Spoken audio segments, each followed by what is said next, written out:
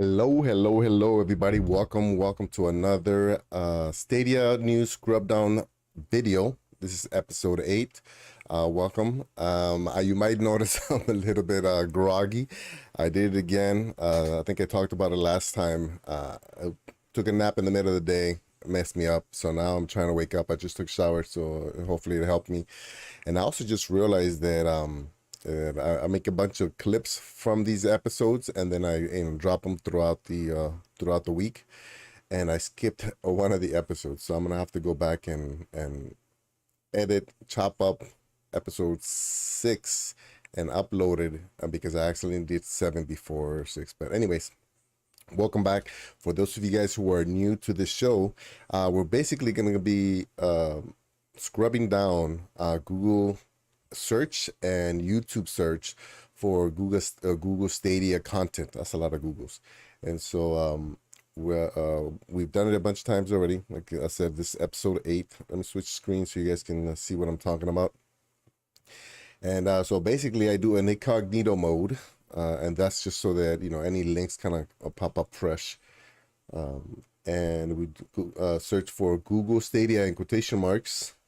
We check the news for the past week, and we sorted by date. So right off the bat, you can tell that the biggest or latest news right now is that there were a few games that were being developed to come to Google Stadia. Now I heard about this today, obviously, so it's the first thing that pops up.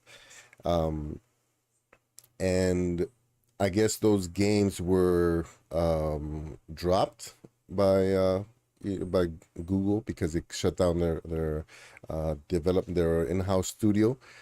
Well, what's interesting though, right? And then not to take it into like fake news or anything like that, but this very first article that popped up an hour ago, it says Quarry will be exclusive to Google Stadia, rumor, right?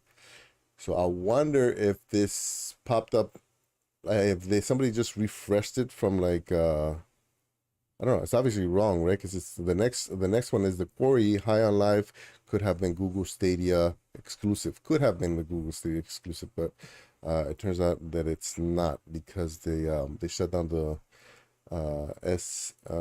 SGNE Stadia Games and Entertainment about almost a year and a half ago already. So let's click on this just out of pure curiosity. Then we'll go shift. And let me zoom in a little bit. So the first hour we're going to do is just Google search, and then we'll jump into YouTube after a little bit. So Quarry will be exclusive to Google Stadia, June 18, 2022. This is, I mean, it's obviously wrong, but I wonder how they got it so wrong. New rumors published on Friday suggest that Quarry, it will be exclusive to Google Stadia. In conversation with the site Axios, and anonymous sources put the game as one of the undisclosed projects of the company. Although she closed her plans for her own projects in 2021, enormous announcement. This is like, seems like this is, wait, it says UK. How come the English is off? Enormous announced its collaboration with Stadia in 2020 via VGC to be your game editor service. However, Google decided to reduce your internal gaming work to focus on partnerships with third-party studios. In the case, Jade, yeah, this is, the English is off on this one. Okay. According to rumors, the creator of Until Dawn, I was looking for a partner. Yeah. This is just bad journalism. Is it worth it? I knew it. Okay.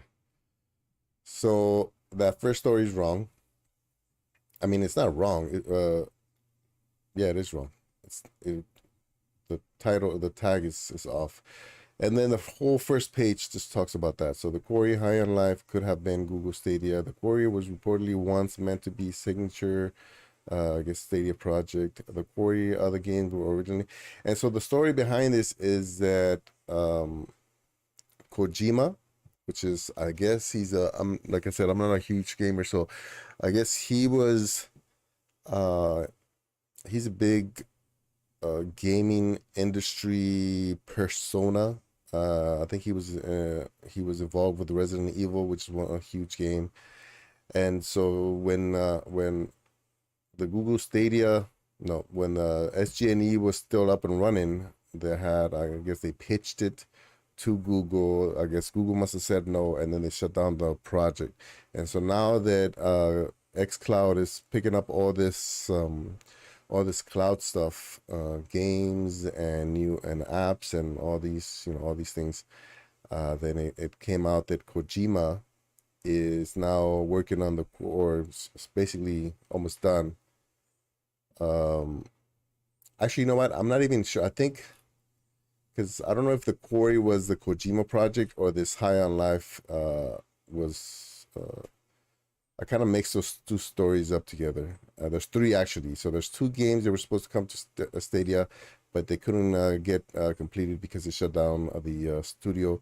And then Kojima might be like another story. But anyways, to me, all that is kind of confusing.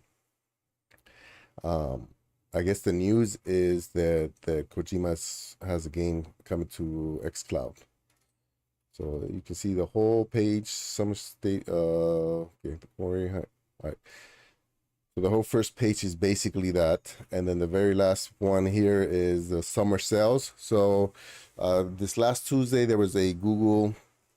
um, there was a Google This Week on Stadia blog post. They talked about some of the DLC coming to Stadia. I don't think any new games were revealed, even though Zorro came out today. And also the Stadia Summer Sale, which normally I try not to buy more games. But man, they make it hard for you. I ended up getting 6 games for basically the price of one. So the average game is $60. If it's on sale, then it's like $30 or something like that. And I ended up buying 6 games for just above $60, which is pretty cool. So now, this week, my Stadia collection, my Stadia game library went past 200. So I'm at 204 games now, which is a lot of games. Okay. So popular Linux distro Ubuntu spotted running on Google what? Oh, on this right here. Okay. Already seen plenty of instances where games have run Google Stadia on the wildest devices. Well, Linux, I mean, Google Stadia runs on Linux, so it makes sense that a Linux distro is going to be able to play it, especially because Chrome is part of it. So I think these guys use Chromium as the back end. Quarry and High on Life. Okay, same story. How many killers are in Dead by Daylight? I lost track, man. Like every time I go into the add-ons section, there's all these plugins, and each one is like a different killer. I'm not into horror games that much, so most of the killers I don't even know who they are, or which movies they came from, or TV shows, or what. I'm kind of lost with the references for these killers. Report the Quarry and High on Life. So last week it was a slow week on the news, and that was the episode that I was editing by mistake. I skipped an episode, but I noticed that there wasn't a lot of news, and so I did like a lot of rants, and then we kind of went through some YouTube videos that were kind of older, and one of them was a video that I saw where Raymond Jade, right, the girl that was running SG&E, and I guess either quit or got fired when they shut it down. Um, she was talking about her biggest concern with Stadia was the content, right? Getting enough games, not just having enough games, but games that kind of highlight the technology of Stadia. And I was watching today's show from Bryant, the Nerf Report, and he used basically the same video, not the same section of the video, but the same video to highlight that idea that the technology, can only be highlighted with certain games, and that's how it came to, you know, I'm assuming he came up with the idea for that portion of the video because of this news of the games that were supposed to highlight Google technology, but now are going into xCloud, which is a win for xCloud. You know what I mean? If they can make it, if they can make it happen. Quarry and High on Life. The Quarry was supposed to be Google Stadia exclusive. Wow, look at that. Bloodstained Ritual of the Night receiving PvP online co-op. Available for PlayStation, blah, blah, blah, blah. Okay. You know, I played that game when it came out, when it came to Pro. And it seemed pretty cool, but I guess they're considered house Transylvania type of game. I don't know. I don't even know what that means, but um, it was it was okay. It was good. It wasn't bad, but it didn't really stand out to me as much. It's a 2D platformer with 3D kind of art. The art is really nice. The mechanics are really good, but yeah, it feels more like a puzzle than a platformer. Okay. Netflix membership. How to get Netflix membership free? I get it for free already. T-Mobile kind of free, I guess, discounted. Why I prefer cloud gaming over a PC or console. I kind of know the answer for these. I know what he's going to talk about, but let's check it out. Maybe he's got a new perspective. Let's see. What happens if I go extra close? Yeah. Oh, look at that house. It gets split. Yeah.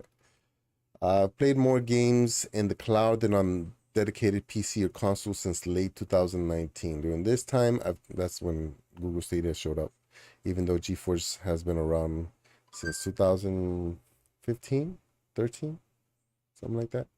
During this time, I've traded in the common limitations of native gaming for an untethered, more versatile experience.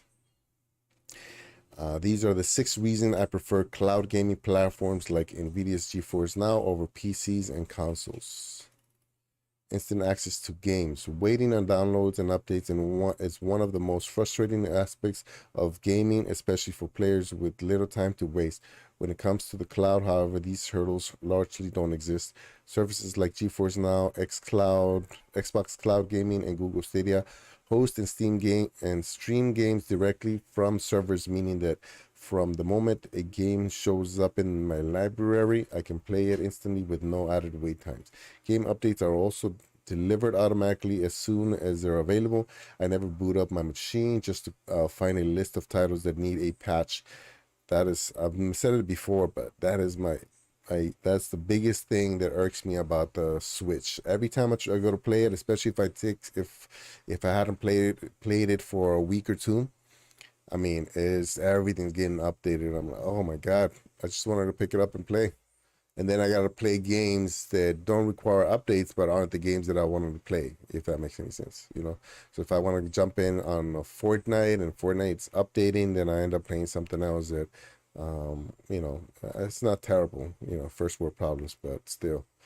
That said, there have been a couple of times when a game on GeForce Now briefly goes down, but these have been few and far between for me. I haven't seen that in Stadia, so I'm not sure. And I don't use GeForce Now that much. First time I ran into a patch that prevented me from playing a game on GeForce Now. Has anyone else seen this before? Yes, you know, I think I saw this before. I think I saw, not on me, I didn't experience it, but I think I saw a tweet with somebody showing a picture like this. Screen versatility, whether it's a console tethered to a TV or an expensive GPU plugged directly into a PC, both are considered stationary gaming options that would require some hassle to move. With cloud gaming, however, nearly every screen I own is a potential gaming rig. I can play games at my desktop after a day at work, relax on the couch in front of a TV on the weekends, and I can even indulge in a game or two on my phone before bed.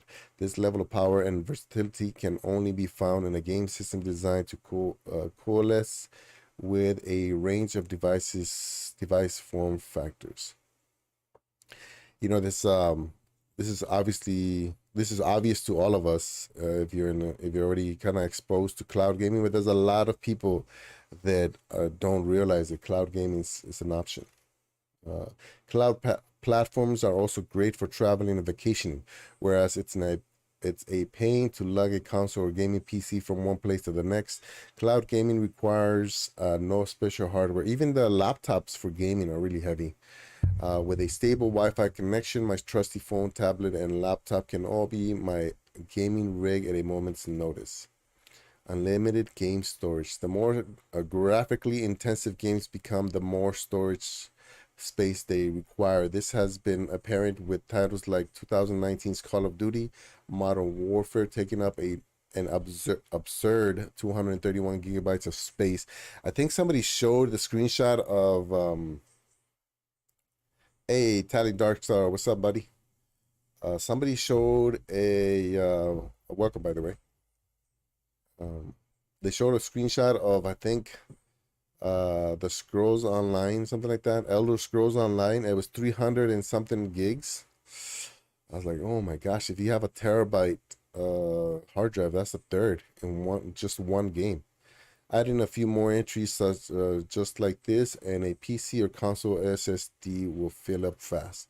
These limitations don't apply to cloud gamers. Every supported game on any given service lives in a publicly shared server, and players who own a license to these games can simply click on one in their library and dive in.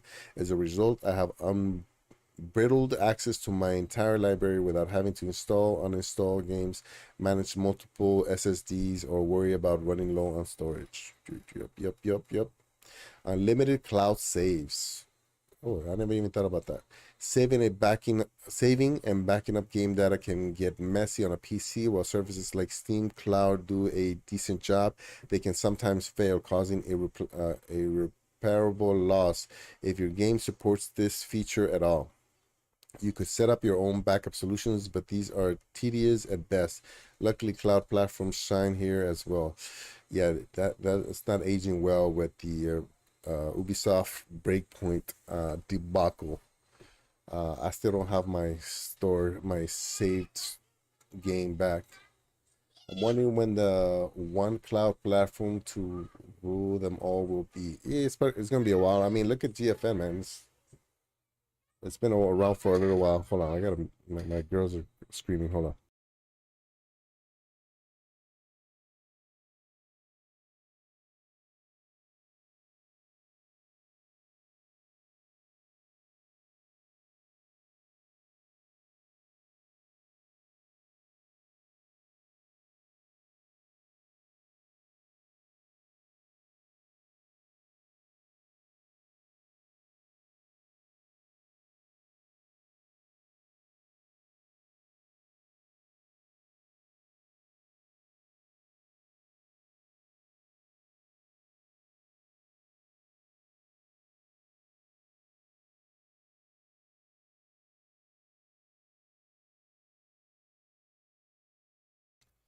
All right. Everybody's deaf in this house. They're literally next room and they can't hear me. But I can hear them screaming and fighting. Okay. What was I saying? I forgot already. Uh, oh yeah, the breakpoint stuff. Okay. Cutscenes for other games. I forgot where I left off. Not only does this ensure the latest saves files are always available on all my devices, regardless of which screen I use, services like GeForce Now even add cloud save capabilities to titles that don't natively support them, like Kenna Bridge of Spirits on the Epic Game Store. As a result, my game save data is always up to date, backed up, and ready for my next foray. GFN is okay, but you're just paying to play your own games. Buy a game for $60, then pay another 20. That's my issue with GFN. I mean, $20 wouldn't be bad if I had, whatever, 100 and, right now I have 204 games on Stadia. And even if like 150 are from the pro subscription, the other 50 something are the games that I bought. But because I was new to Stadia, I was new to gaming when Stadia came up. I didn't have any games on Steam or Epic, and so when I go there, I have access to like 118 free to play games, but those are the same games that I have access to on my Switch. So you know what I mean? Which I can, it's, to me, yeah, it's a storage issue. All these issues come along with the Switch, but it's not, unique games. And I don't know. Uh, I don't have the I only have the free tier with GFN, so I can't really dog it or promote it because I'm just not excited about it as much as I am about Stadia. So that doesn't I don't want to take away anything from GFN, but that's my biggest issue with them is that I would have to buy the game and then pay to play that game, which doesn't make sense to me. You know. 344 on Steam, but how many of those 344 do you have access to on GFN? Because you can go on the that's not bad if you just go on the free tier. So the free tier is not great for streamers because you have to reset the session every time after an hour. Hopefully it's not too crowded. I haven't really had an issue waiting for games on GFN. It's normally a matter of seconds by the time I get into a game. But again, games that I have access to are either free for all, right? Like the demos are a new thing, and like 4 or 5 games that I had because either I got them for free on Epic um or had purchased like what's that $5 game? I have Among Us on there just because for a little while I played Among Us with everybody and $5 isn't terrible. Lost an hour of work in No Man's Sky because I didn't play for 15 minutes while I was walking the dog. Oh, because it didn't save it? Oh, that would suck. Yeah. But to be honest, that could happen with Stadia too, right? You would have to save it, otherwise it kicks you out. I don't think it saves it automatically. You know what I mean? Unless it's a game that saves automatically. Most games I think save on a queue, uh, like at a certain spot. NVIDIA's GeForce RTX 3080 is one of the most sought after GPUs on the planet. Unfortunately, it's notoriously hard to find, and even if you can get one on Amazon, they come with quite a few snags. For starters, they draw up to 320 watts of power, rip your electricity bill. They generate enough heat to fry an egg, and they must be kept cool for optimal performance. In short, they're expensive to buy, pricey to maintain, and generally a hassle to use. Yeah. Um, or as in the case with GeForce Now, you can sidestep all of these inconveniences and get the power of the GeForce RTX 3080 streamed to your device via the cloud for $19.99 a month. GeForce Now's RTX 3080 tier delivers high performance, graphics, stability, and ray tracing to not just my computer, but to my phone, tablet, and TV too. Even better, I don't have to worry about powering it, cooling it, or maintaining it. NVIDIA handles all of the stuff for me, leaving me with nothing to do but enjoy my games. I wonder if it's the server room is like cool, like just the ACs cools it down, or if they're running liquid coolers inside server racks. I'm gonna skip to most of it because this stuff is kind of obvious already for any cloud gamer. No more upgrades. Yeah, so you don't have to upgrade your computer, laptop, devices, whatever. They just get upgraded automatically when the service gets upgraded. How to get started on GeForce Now? You can get the free version if you just sign up for GeForce Now. That gives you 1 hour of playtime for free. You can just turn it off, turn the game off, turn it back on. You get another hour. The $9.99 gives you 6 hours, and then the 3080 gives you, was it 8 hours? But that's $20 a month. Okay, How to Geek. Wait, didn't these guys have like a a negative Stadia article before, like a Stadia dead article before? Can't remember. But anyways, I think if you're in the clouds, you already know most of that stuff. Yeah, they need to eliminate that. If I want to have a game run 24/7, that's my choice. Yeah, yeah. I wonder why they wouldn't do that. I guess you think it's like the Netflix thing where after a certain amount of time they're like, yeah, are you still, because Pandora does it too. Are you still playing? Are you still watching kind of thing? Because I guess it would be hard on their system if everybody just leaves it running or something like that. Not sure. Android 12 based ColorOS 12 is coming to, okay. In Skull and Bones, is Skull and Bones still coming to PS4 and Xbox? So I saw a new on was it the Nerf report? We're talking about Skull and Bones coming to Stadia. Not sure. Oh man. Too close, too close, too close. I need like a ad blocker. Ad blocker. It's supposed to come into PS4 and Xbox One. Why it might be canceled? I'm gonna go straight to the Stadia stuff. Oh, how come it's Control F? Stadia.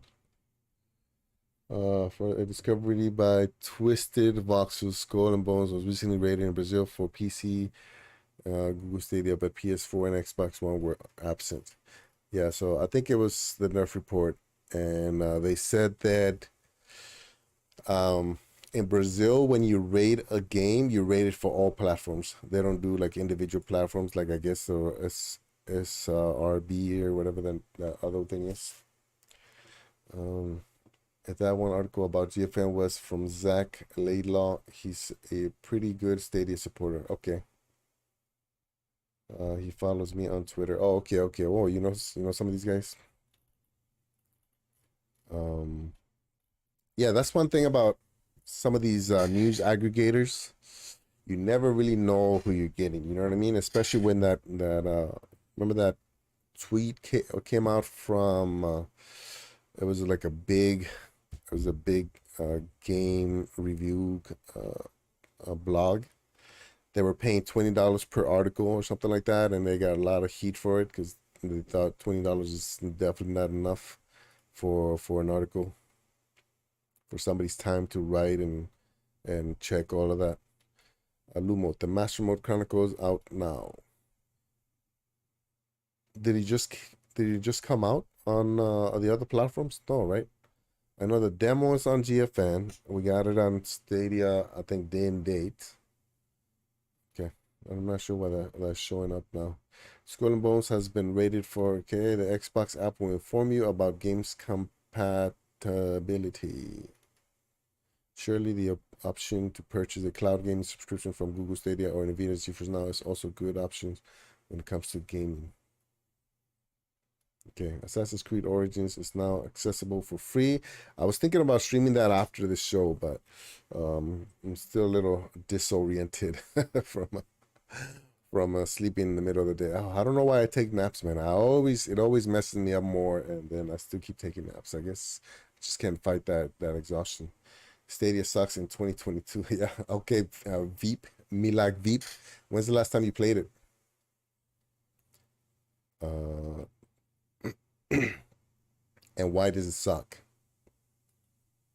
Do you even have it where you're from? Miag Veep? Or just trolling? Assassin's Creed Summer Game Fest preview. Samsung Gaming Hub. We saw that. Why cloud gaming is saving your money but causing harm too. Oh, okay. What is this right here? Let's see. Maybe Miang Veep is right. That's funny to me. One time I was playing Animal Crossing, and most people are nice, right? I'm sure Mia Veep is nice, but he's just trolling. So I was playing Animal Crossing, and some kid jumps in, and he's like, "Your island sucks," and they just left. That's all he said. Uh, like why? Why? What's the point of that?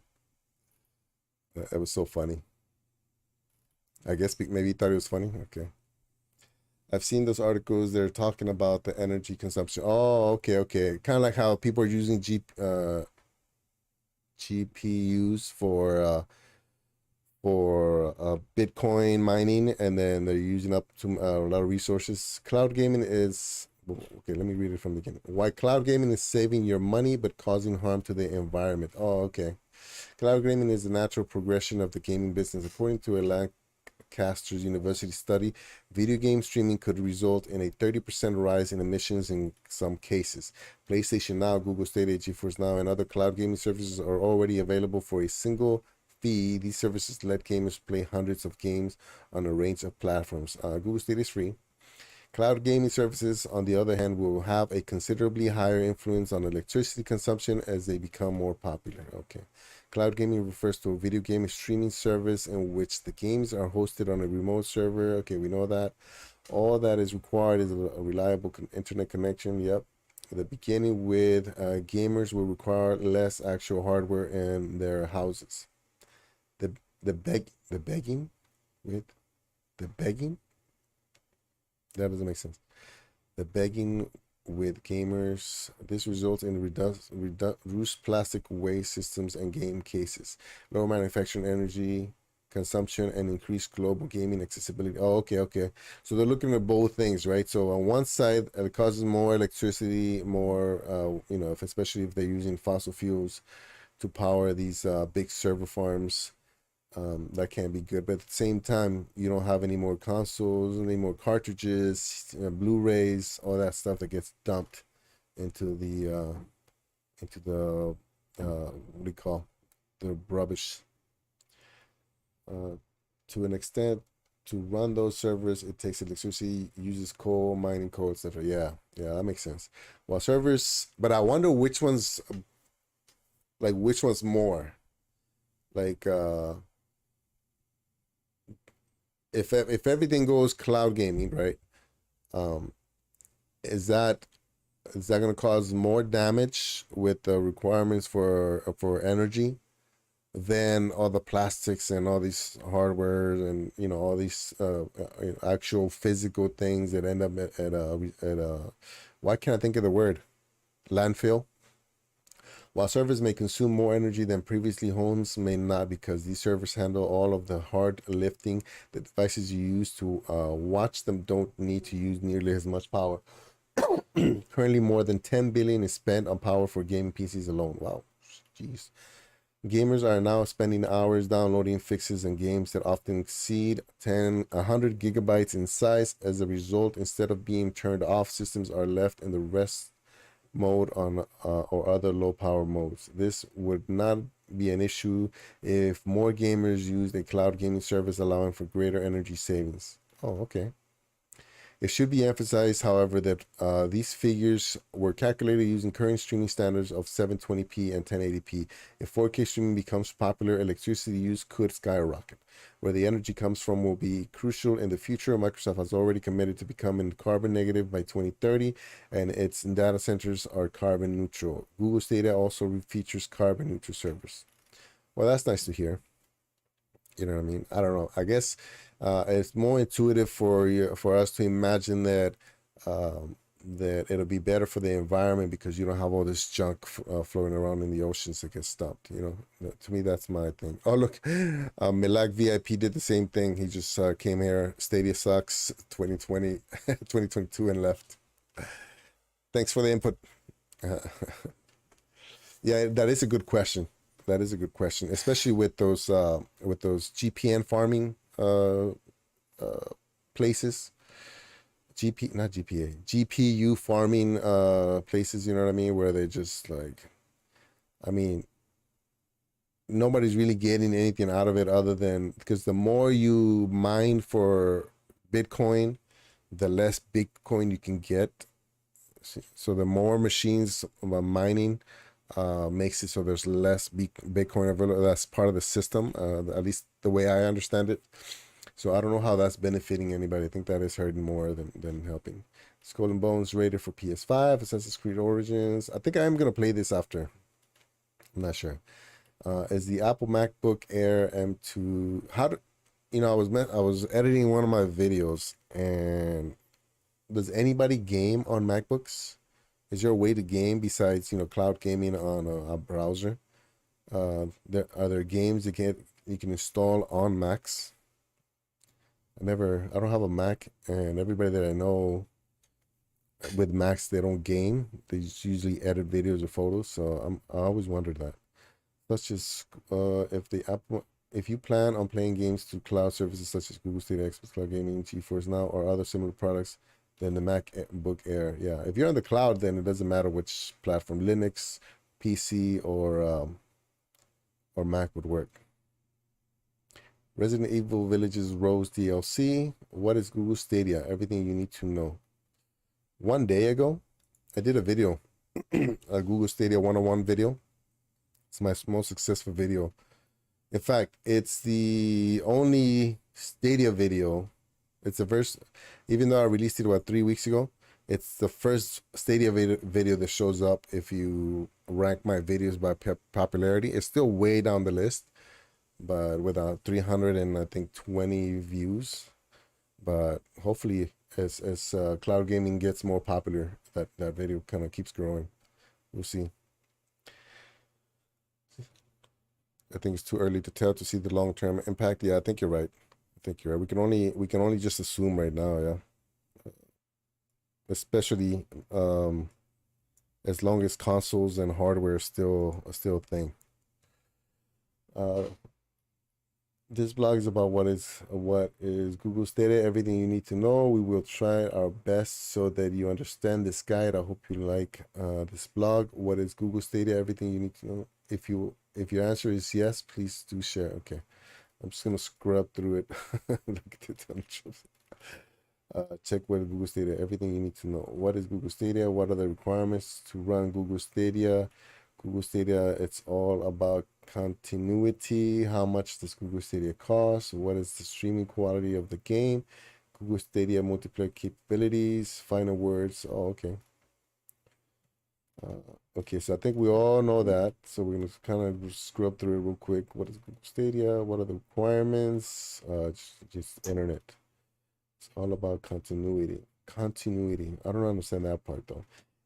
In its presentation to the GDC, one of the main points raised by Google concerned continuity. According to Google, more than 2 billion people around the world play games or enjoy watching game saves.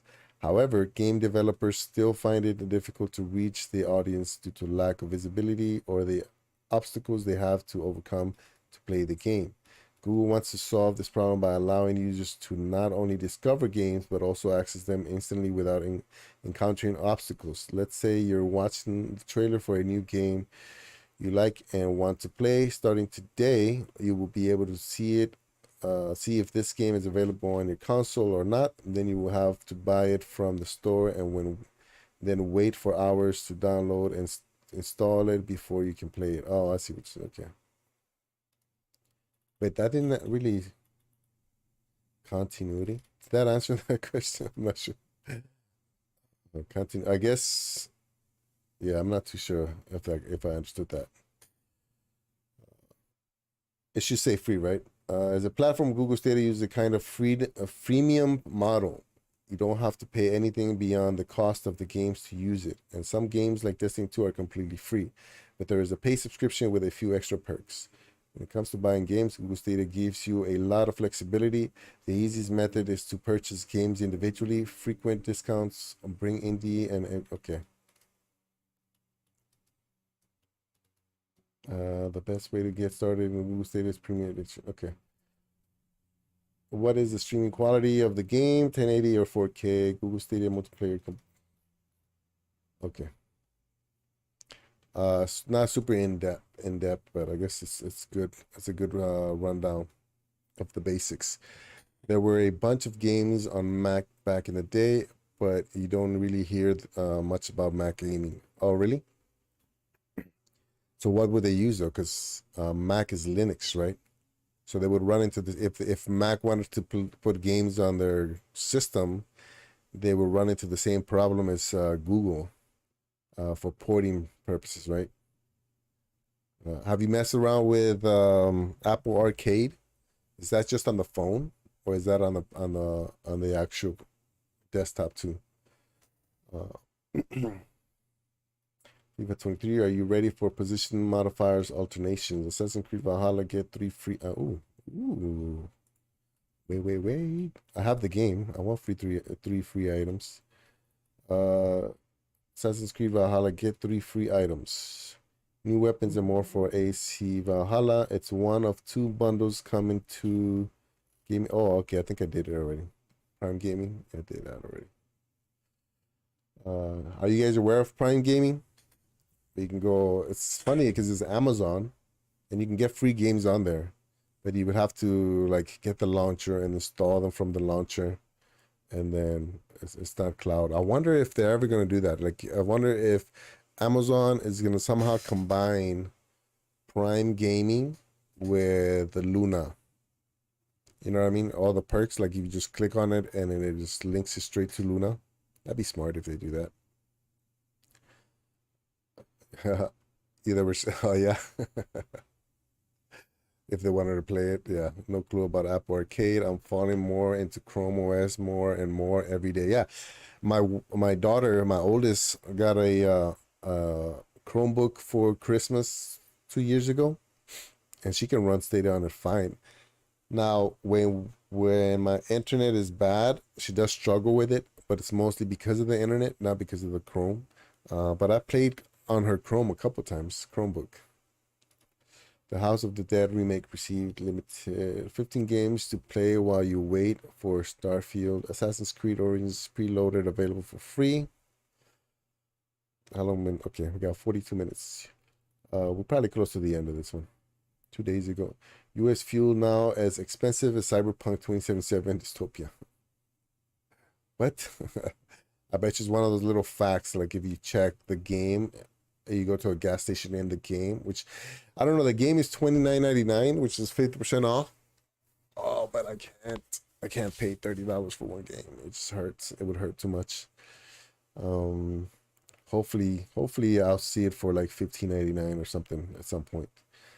Plans to investigate Apple and Google for UK CMA plans to investigate Apple and Google for what? Apple offers a catalog of streamable games. Okay, what is this right here? I'm kind of curious. Hey, what it is, Rock? Aloha. That's what they do. That's what people do to tourists, you know, when they come to Hawaii. Aloha. Nobody ever says aloha. Everybody's like aloha. Aloha. Obra. Obra. Aloha kas. UK CMA plans to. What's the CMA? Rock. Consumer Affairs something. Consumer and Marketing Affairs plans to investigate Apple and Google for stranglehold on the mobile market. Oof, yeah. I mean, what can you do though? At least it's not a monopoly, kind of, sort of, you know. Per gallon of gas. Well, Cyberpunk 27. But there's no way it's $29.99 for a gallon unless that's how much it costs inside the game, right? Because right now I'm pretty much in an expensive area in Hawaii, and I haven't seen $6 yet. It's 5 something. Competition and Markets Authority, monopolies in market. Okay, so it's like the SSC. Yeah, what is the U.S. equivalent of that? Oh, I think I know it, but I'm blanking out. Some kind of consumer affairs, but what is it? FDA is with the food. FDA? No, FDA is with medicines, right? Oh, I'm blanking out. The agency alleged that 2 companies hold all the cards in regards to how people use their phones. Yeah. Okay. That's not specifically a Stadia thing. They're being a little flippant in saying that. Flippant. Dogstar, are you British? Is that a flippant, a British word? I think I've only heard British people say flippant. Octopath Traveler champions of the and I don't know what it means actually. Flippant. Sarcastic. Is that the same? Google Stadia's big summer sale is now on. Oh man, it's such a good sale. Like there's still so many games that I'd rather buy, but I kind of cut myself off at $15 and over. So anything over $15, I just rather wait.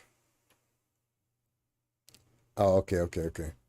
And it's a British term. Flippant is definitely used in the US as well. Flippant? Really? Flippant. I mean, I've only heard flippant as a replacement for the F bomb. Part of flip. Oh, yeah, you're not flipping. I haven't heard. I've maybe I'm just not exposed to cultured people. Not showing a serious or respectful attitude of flipping. Oh, okay, okay, okay. Like down. Yeah, I know what you mean. um, I know what you mean now. Ubisoft partnering with McGill University on Assassin. Oh, I saw you playing this, Rock. What did you think about that? Did you buy it or because you have Ubisoft Plus? Oh wait, I should have it, right? If I have Valhalla, I should have it as part of the game, right? I gotta check, man. I haven't launched Valhalla since I bought it. Remember, it was like 15.99 or something. I bought it then, and I haven't even jumped on it. But I heard that their discovery tours is super interesting, especially if you're like a history buff. I'm not a history buff, but I appreciate it. I appreciate history. You know what I mean? And the lessons you can learn from it, and just the cool stuff from it. Ubisoft has announced a partnership with Canada's McGill University to develop a curriculum for teachers based on its Assassin's Creed Discovery Tour platform. Discovery Tour for the uninitiated is an educational experience that leverages the meticulously researched and crafted worlds of Assassin's Creed games. With it, players can explore the historical settings, origins, Egypt, Odyssey's Greece, and Valhalla's British Isles in a combat-free environment. That's my jam right there. Discovery Tools is now available as a standalone experience on consoles, PC, and Google Stadia. To build on these efforts, Ubisoft is working with McGill's Faculty of Education to produce curriculum guides for teachers and students, which will be available online for free. The idea is to help them integrate the Discovery Tour into the classroom. That'd be so smart to do. Because, I mean, kids nowadays, that's all they... Oh, what? Oh, that's the shoulder. Okay. There's see, kids are like me. Their attention span is very short and easily easily fades. I thought I saw a butt and I forgot what I was talking about. Uh, but yeah, I'm gonna try that. I'm gonna launch my Assassin's Creed Valhalla and see if I can jump into that. Um, I don't know if you get it if you own Valhalla, but I have Ubisoft Plus, so it comes as part of the pack. Oh, okay, okay. I think I heard somebody say that if you bought the game, then it's somewhere within the game. I'm not sure because you just launched it off of the thumbnail, right? It's not like had to go into an Assassin's Creed game. You got you have access to the standalone version, right? Actually, you know what? No, if I launch it right now, it's gonna take me through all the setup and stuff, but. Xbox app on Samsung TV will allow seamless console free. We're gonna see a lot of this console free terminology coming up. You know, it does irk me a little bit that Xbox is coming up with cloud gaming, even though they were around. PlayStation, all they had to do was like just rename their service, and all of a sudden it's a new thing, even though they have issues with it. And they just people just keep dumping on Stadia like it didn't change the game. It makes me wonder if it wasn't if I think one of the videos that I edited from the last episode, I was asking if Google Stadia did anything for this huge push for cloud gaming. You know what I mean? Because it seems like you know. Google Stadia comes out and all of a sudden everybody wants to be in the game. You know what I mean? Even those who were in the game before, they weren't, to me, they weren't really promoting it as much. Yeah, we'll see. Maybe because Stadia and Amazon or Luna both kind of started pushing with no consoles. Sony and Microsoft started getting nervous. Cloud gaming is the future of gaming, question mark. Yeah, does that even require, it should be exclamation mark, not question mark. Stadia now lets you try Assassin's Creed Valhalla and Far Cry. Oh, okay. New time trials. Uh, as I see it, ex Stadia community folks are desperate to get peer acceptance for making the move away. So they keep poking a stick. Yeah, they keep poking it. So they have to justify their move. You know what I mean? I don't want to attack anybody, but when I see, when I see people go from Stadia to like GeForce Now, or, or they just start, you know, they start uh, prepping you for the conversation by saying, I was a founder, or, I got a lot of content out there on Stadia. When they prepping you, that they're trying to uh, uh, oh my gosh, man. My vocabulary is just, it's right there in the tip of my tongue. They're trying to set it up so that whatever comes after that, whatever comes out of their mouth after that, to you, it comes with experience. It's like they don't want to say, oh, Stadia sucks, even though I've never played it. They have to set you up. So it's like, yeah, I used to love Stadia, or Stadia was great, or blah, blah, blah, this and that. I got a lot of content now, all this. And then that's how they start digging in, trying to justify why they fell out of love with it. It's okay if people move on. I don't know. I'm kind of like, I'm somebody that goes real deep, real hard on something when I like it. Photography, keto, vlogging. I mean, I used to collect stamps.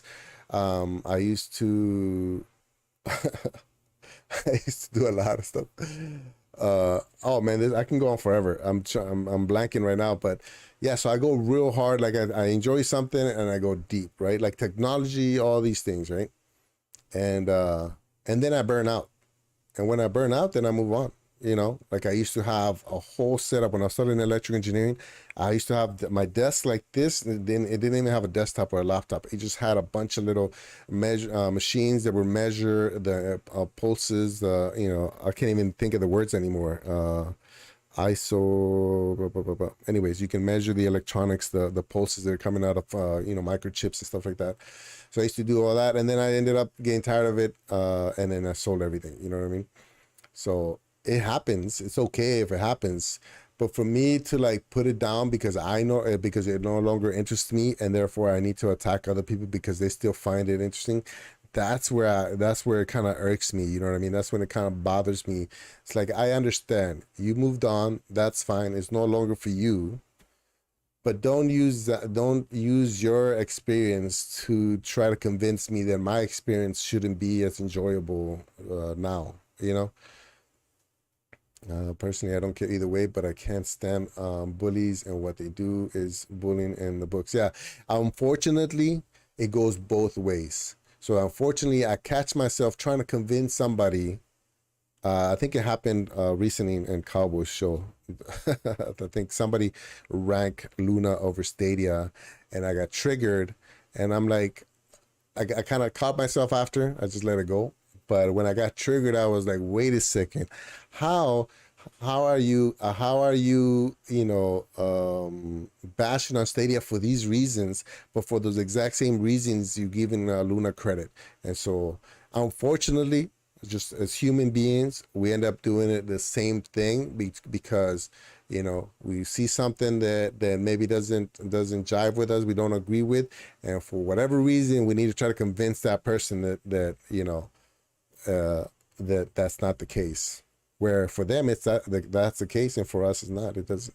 Yeah, it's a weird thing that humans kind of fall into. You know what I mean? Uh, I'm still a pro subscriber and for the foreseeable future, but I'm a little disappointed in Stadia. All this missed opportunities that could have shot Stadia up. Yeah, and then so we can say that from the outside, and then I don't disagree with people when they say that. In fact, I have a bunch of videos that a bunch of clips from these same episodes where I kind of put up individually where I do criticize Stadia.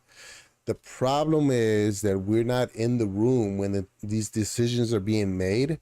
So, for example, that first page where it was talking about the Corey and the another game that were pitched to Google, and Google rejected, or either it never got completed. Okay, we weren't in the room when it was pitched. Maybe it wasn't pitched right. Maybe it was pitched and Google just didn't see it. But for us to say, oh, I don't know why Google didn't do that, but because of that, they're no longer good with me. It's like you're justified in thinking that way, but it doesn't affect the company at all. In fact, I caught myself saying, I'm a Google fan, and because when I said Google fan in my head, it's like, why would I be a fan of a corporation that has nothing to do with me? But we get into our team mentalities, and I think that's when we start going, we start drifting. I'm ranting, but my point is that it's not okay for anybody, whether they're pro Stadia or anti Stadia, to try to convince somebody else that their view of that topic of Stadia is wrong. You know what I mean? Because that's on them. That's not on you. I let someone play on my Stadia account last night, and they were good with it. But no doubt the scroll on the Chromecast desperately needs an update. Oh yeah, that's another one. They struggle with the long scroll. Yeah, especially I think last time I was trying to play a game, and we always talk about how easy it is to you just one click away and launch the game. But when I do it on the TV, it's like, oh my God, I can't remember when's the last time I played that game, and I just and my daughter was like, just play it already. I'm like, yeah, I'm going. It's like, no, but you're taking too long. I'm like, yeah, I know this. But to be fair, right? You can go on your phone, look for the game, search it, or scroll down. Now you have multiple, right? And then you can click on it and stream it. Stream it, not cast it to your TV. So to be fair, right? So even though it is annoying to kind of scroll through if you just have the controller, it's an additional step, but they did have at least a way to remedy that. They should just have a search bar on there, or just instead of scrolling left and right, just scroll straight down like you do in the browser. I don't know why they wouldn't do that. It's interesting. There are tons of reasons why studios keep off of Stadia, and most of them are out of their control. All I will say is that I am told the big things are coming with the platform this year. They have to be coming. That's why that's why I feel that urge to correct people when they start digging on Stadia. It's like it's not even. It hasn't even been 3 years. Like, I can't think of Rock. You had some success. You had a lot of success with companies, right? Right. I have a company. It's kind of a plateaued right now because of the pandemic. But before that, I was being pretty successful. For somebody who didn't study photography and then decided to just start shooting, and then all of a sudden started a company and brought my wife in as a photographer, trained her as a photographer, and next thing you know, we're making money that we wouldn't even imagined. She has 2 degrees. I have an associate's degree, and without using any of those degrees, we were making more money than if we were using those degrees. You see what I'm saying? So if I graduated as electrical engineering, as an electrical engineer, starting pay would be around $33 an hour, which back then sounded like a lot of money. And then eventually, once you start becoming managers, you start managing teams, you're looking at $44 an hour or something like that, right? I make 50 average when I shoot a wedding. It's 3 or 4 hours of a day, and I don't have a boss. You know what I mean? I guess the bride and grooms are my bosses. But so, anyways, my point. I'm going on a tangent. My point being that learning that about business, right? And I made this. I mentioned this to somebody recently. Even the IRS in the U.S. allows you 5 years to fail, 5 years to lose money before they actually even begin to question if what you're doing is a legitimate business or not. So Google, because people see Google as this huge conglomerate and big, huge tech company, and they forget that anything that they start fresh from scratch has to get built up. And so they're not getting the benefit of the doubt because they're like, whoa, they have billions of dollars. There's $1 trillion company. Yeah, but the technology is not, it's not $1 trillion company. The technology is new and it's growing. So it's very strange.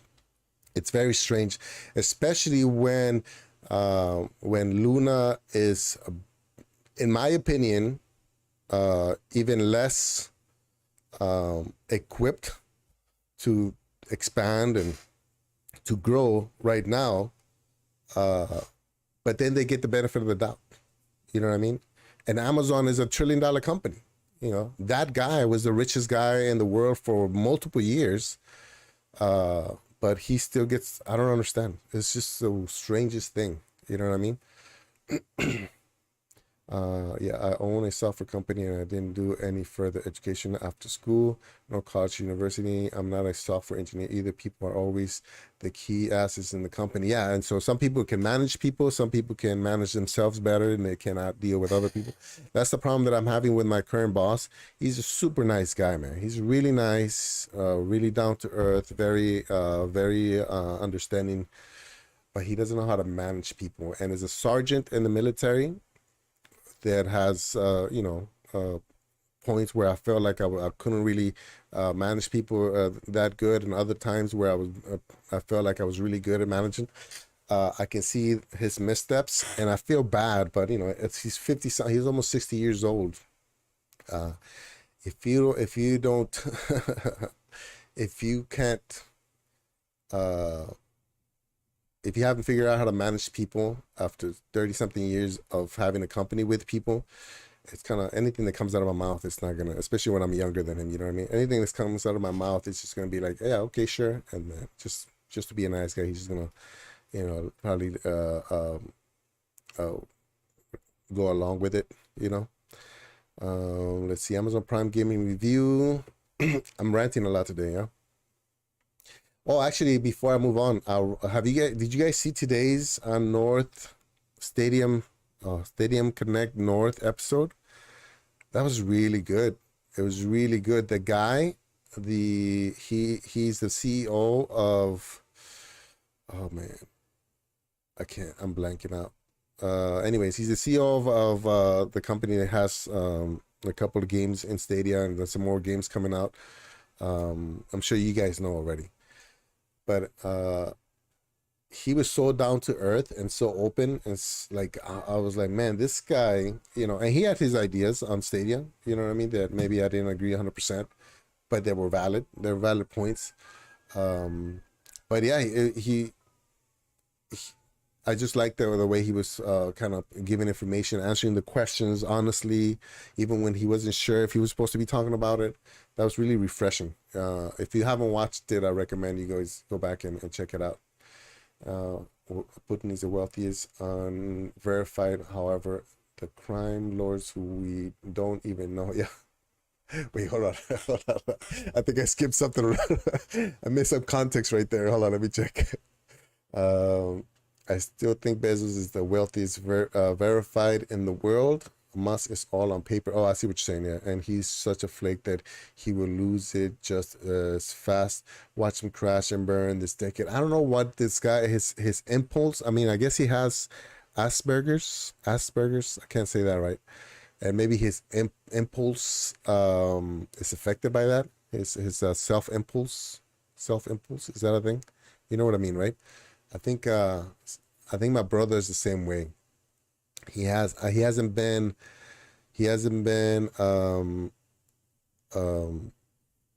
evaluated for Asperger's, but the way he talks, I guess it's some kind of communication issue where somebody is not empathetic. Like he doesn't if I'm talking to you, Rock, and then I say something that hurts your feelings, somebody with Asperger's wouldn't be able to notice your change in mood and expression. That's how I understand it to be. And my brother's kind of like that. My older brother, he's very smart. He had a 4.2 GPA, got an academic and athletic scholarship. He's a good soccer player, tall, good-looking guy. But he just had social issues. He wasn't very good at social interactions, and it affected him. Now he's in Mexico. I mean, I'm kind of jealous because I want to be in Mexico too, but he's broke in Mexico. You know what I mean? I want to go to Mexico with money so I don't have to work. But I think Elon Musk is kind of around there. Obviously, he's a smart guy, but he's got a problem with communicating with people. I wonder how it would be to work for him. You know what I mean? I wonder how his leadership skills stack up with somebody who might not have that social the lack of social skills. That sounds kind of rough, but oh snap, Anthony, you're up late. Putin is the wealthiest unverified. However, the crime, yeah. When Stadium CN was on, I was streaming to myself on Twitch. I am very attentive audience though. Okay. Wait, you were streaming to yourself? What's going on, guys? The Limitless Gamer is in the building. Nice, Anthony. We just finished having a little discussion. Eric, see his name, Eric. We had a little discussion on I don't know. Moving on from Stadia. Me and Rock and Dark. Man, hold on. I'm gonna mess up his thing. And Darkstar both agree. There he is. All three of us agree that it's fine to move on. It's fine to have your gripes with Stadia. There's nothing wrong with that. You know. You never know. Next month I might be like, you know what? Kind of, gaming's not for me anymore, and then just move on and go back to making, family travel vlogs or something. And I have zero. So this channel to me is all for me. I'm selfish. Anything that I put on this channel is because I want to put it, not because I feel obligated to put it. If I want to make I Love Stadia video, then I'm putting it because I want to put a I Love Stadia video. If next month I want to put a I Hate Stadia video, then I'm going to do that. I think I even went on Twitter and kind of questioned. I think I went on Twitter and I put a tag Google Stadia, and I was saying something that was kind of can be perceived negative, and I was just trying to ask a question. But so yeah, so that's why I remember you asked if sometimes when you put up shows that are controversial. I mean, I think that's just human nature that we all want to talk about that. So I don't see it as a negative thing. It's just you have to expect those people that are very passionate about the thing that's controversial to come up, fist raised and ready to rock. You know what I mean? No pun intended. Let's see. Yeah, I only get one person watching at best on Twitch, but I need to build up my GFN content. Oh, okay. Yeah. I see what you're saying. Yeah, I mean, if I only have 20 followers on Twitch, and that was from like probably a year ago. I have thought about streaming strictly on Twitch and then recording the gameplay and then chopping it up and dropping it on YouTube, which is a lot of the Twitch, the very successful Twitch streamers do. I thought about that a lot because I'm not super excited about streaming on YouTube, and I know I'm doing it right now. But the problem is, it seems like streams on YouTube, unless you're like Cowboy or Rock, you guys, and you can pull an audience each and every time. Because with me, I'm streaming, like, this is early for me. It's 8 p.m. I normally start at 9. So, if I pull anybody, it's people who are getting ready to go to work in the UK, or insomniacs and like the Cowboy over in the East Coast. And yeah, I don't know, for whatever reason, I'm not super convinced on streaming on YouTube. I just do it because I'm lazy and I don't want to like stream on Twitch. I think I should, but right now I don't want to stream on Twitch, record it, and then chop up the video and put it on there. Which I'm literally contradicting myself because that's what I do with this exact episode of show that I'm doing now. Good, and yeah, I only get one person watching. Yeah, it's actually better when you're trying to build up the channel to just have either yourself or just one person, because that way you can practice, kind of build up to that. Because I remember the very first time I got rated, it was on my second Animal Crossing stream, and my heart just started pumping, and I started, you know, like if you think this is bad right now when I can't think of terms, it was really bad when I got rated. You try to watch when you're around. Yeah, same here. I used to watch streams all the time. I just wasn't the guy that jumped into this chat too much. I don't think anyone needs to fully move on from Stadia because there may always be a game you already purchased on Stadia but that you one day want to play again. Yeah, especially because you don't have to pay for the console. That's the best part about it. I can cancel Stadia Pro right now, and I'm still gonna have 50 something games that I don't have to pay anybody to play them. You know, just the internet. I created a dedicated GFN YouTube channel yesterday, which is fed from Twitch using an amazing dual stream. Yeah, restream, which I'll do a video on soon. That allows me to make my rock channel 100% Stadia. Yeah. So that's I'll bring that back to how this channel is whatever I want it to be. So you're not supposed to split your audience, right? That's the theory behind successful YouTube channels. You're not supposed to like put keto videos and then all of a sudden put, you know, something completely different like gaming videos. I think me and Cowboy are the exception. I don't know what a Cowboy's reasoning is. Maybe maybe you can answer that. Hey Ash came from my Animal Crossing community, and she jumped on Stadia. I think the first time you jumped on Stadia was because of me, right, Ash? I haven't seen her online though, so so you're not supposed to split your audience, right? But I don't care. And the only reason I don't care is because I don't see this channel as, it'd be nice if I can, you know, stop working and make enough money from this channel. But that's not my end goal. My end goal is to just share whatever I'm excited about. And if people like it, they like it. So I'm selling myself in this channel. I'm not selling Stadia. I'm not selling keto. I'm not selling, you know, vacation travel. It's just the stuff that I enjoy. And so I did start a Spanish channel. I almost started doing Spanish streams on this channel.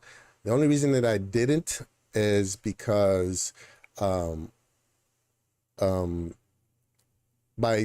my Spanish is I'm embarrassed when I stream in Spanish, and so I would pull some English speakers obviously on this channel. We got 6 people right now, and so that would have been too much. You see what I'm saying? Especially because my Spanish is kind of, I can speak it fluently. I can go to Mexico, I'm fine and everything. But when I'm trying to put content out, it's a little trickier for me in Spanish. I think Ash jumped into my Spanish channel a couple of times, and I kind of had to like focus because I struggle with it. So anyways, with that being said, I think it's good that, you know, you can separate your audience. But what happens in my case, or like what happens when I get tired of just, you know, putting content out? Then I have multiple channels that aren't gonna be doing that well. Like Twitch is dead right now. My channel on Twitch is dead because I didn't feel the motivation to do that, and I didn't want to force myself to do something I didn't want to do. You know what I mean? But yeah, if you wanna, if you're okay, you know, streaming on Twitch and then chopping up the videos to put on your Twitch, on your GFN YouTube channel, that makes business sense. I should do that, but I don't because I'm lazy. Yeah, if that makes sense. Yeah.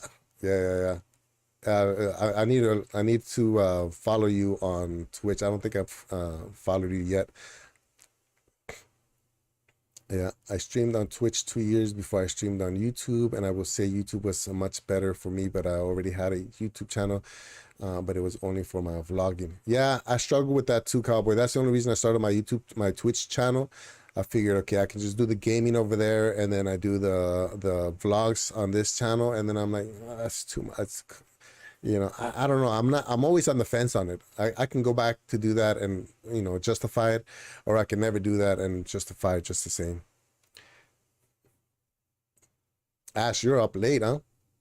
For video games, I'm a little over Twitch. For my tabletop stuff, things are more geared for Twitch. What does that mean? For video games, I'm a little over Twitch.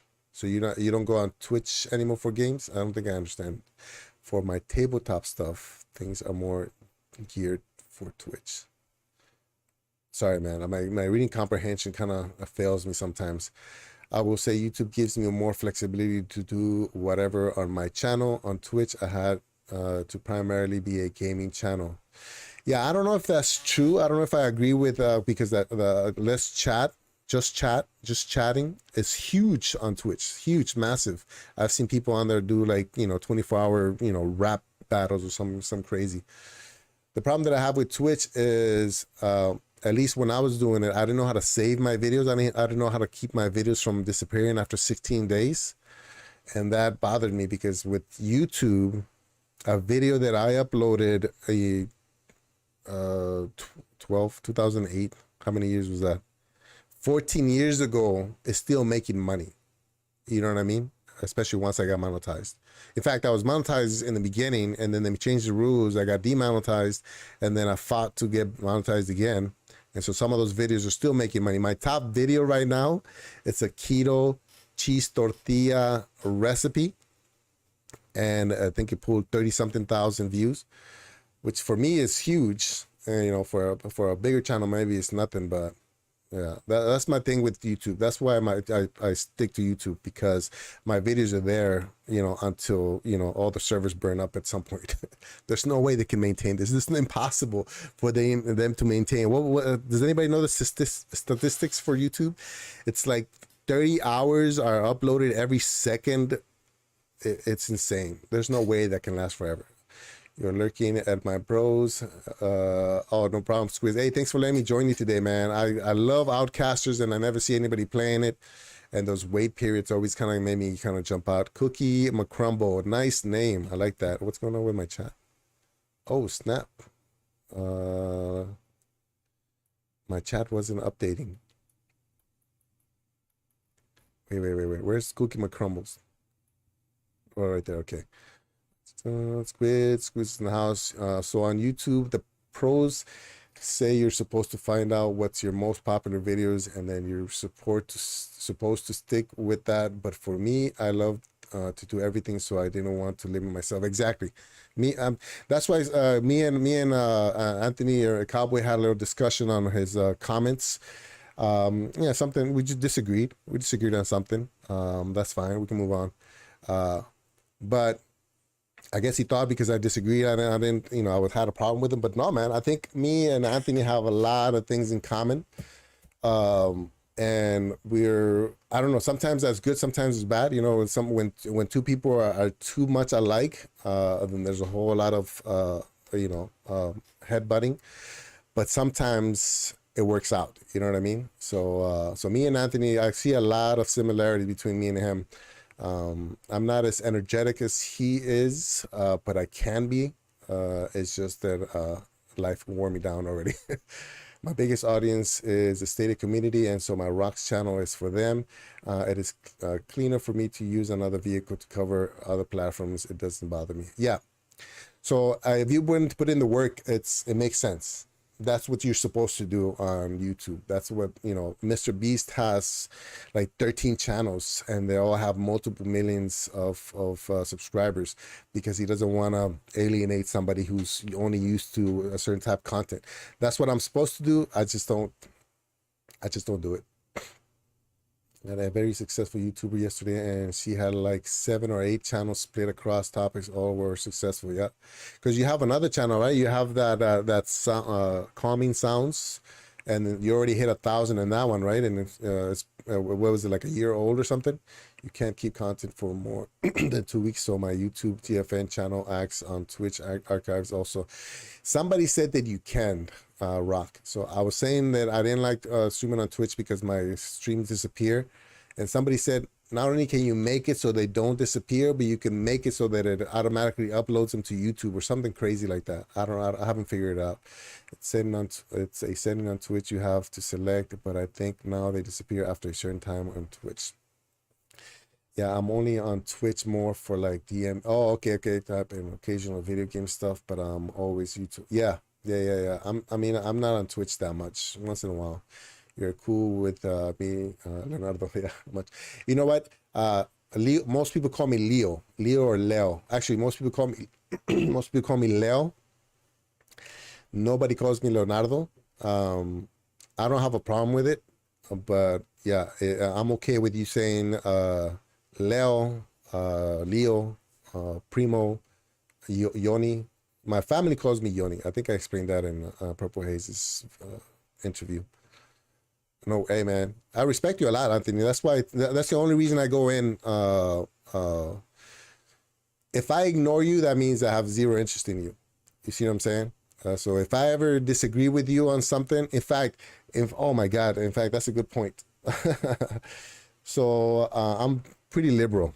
I don't know how I became liberal. It's just I'm liberal. I'm an infantry guy. Almost everybody's very conservative, Trumpers, whatever.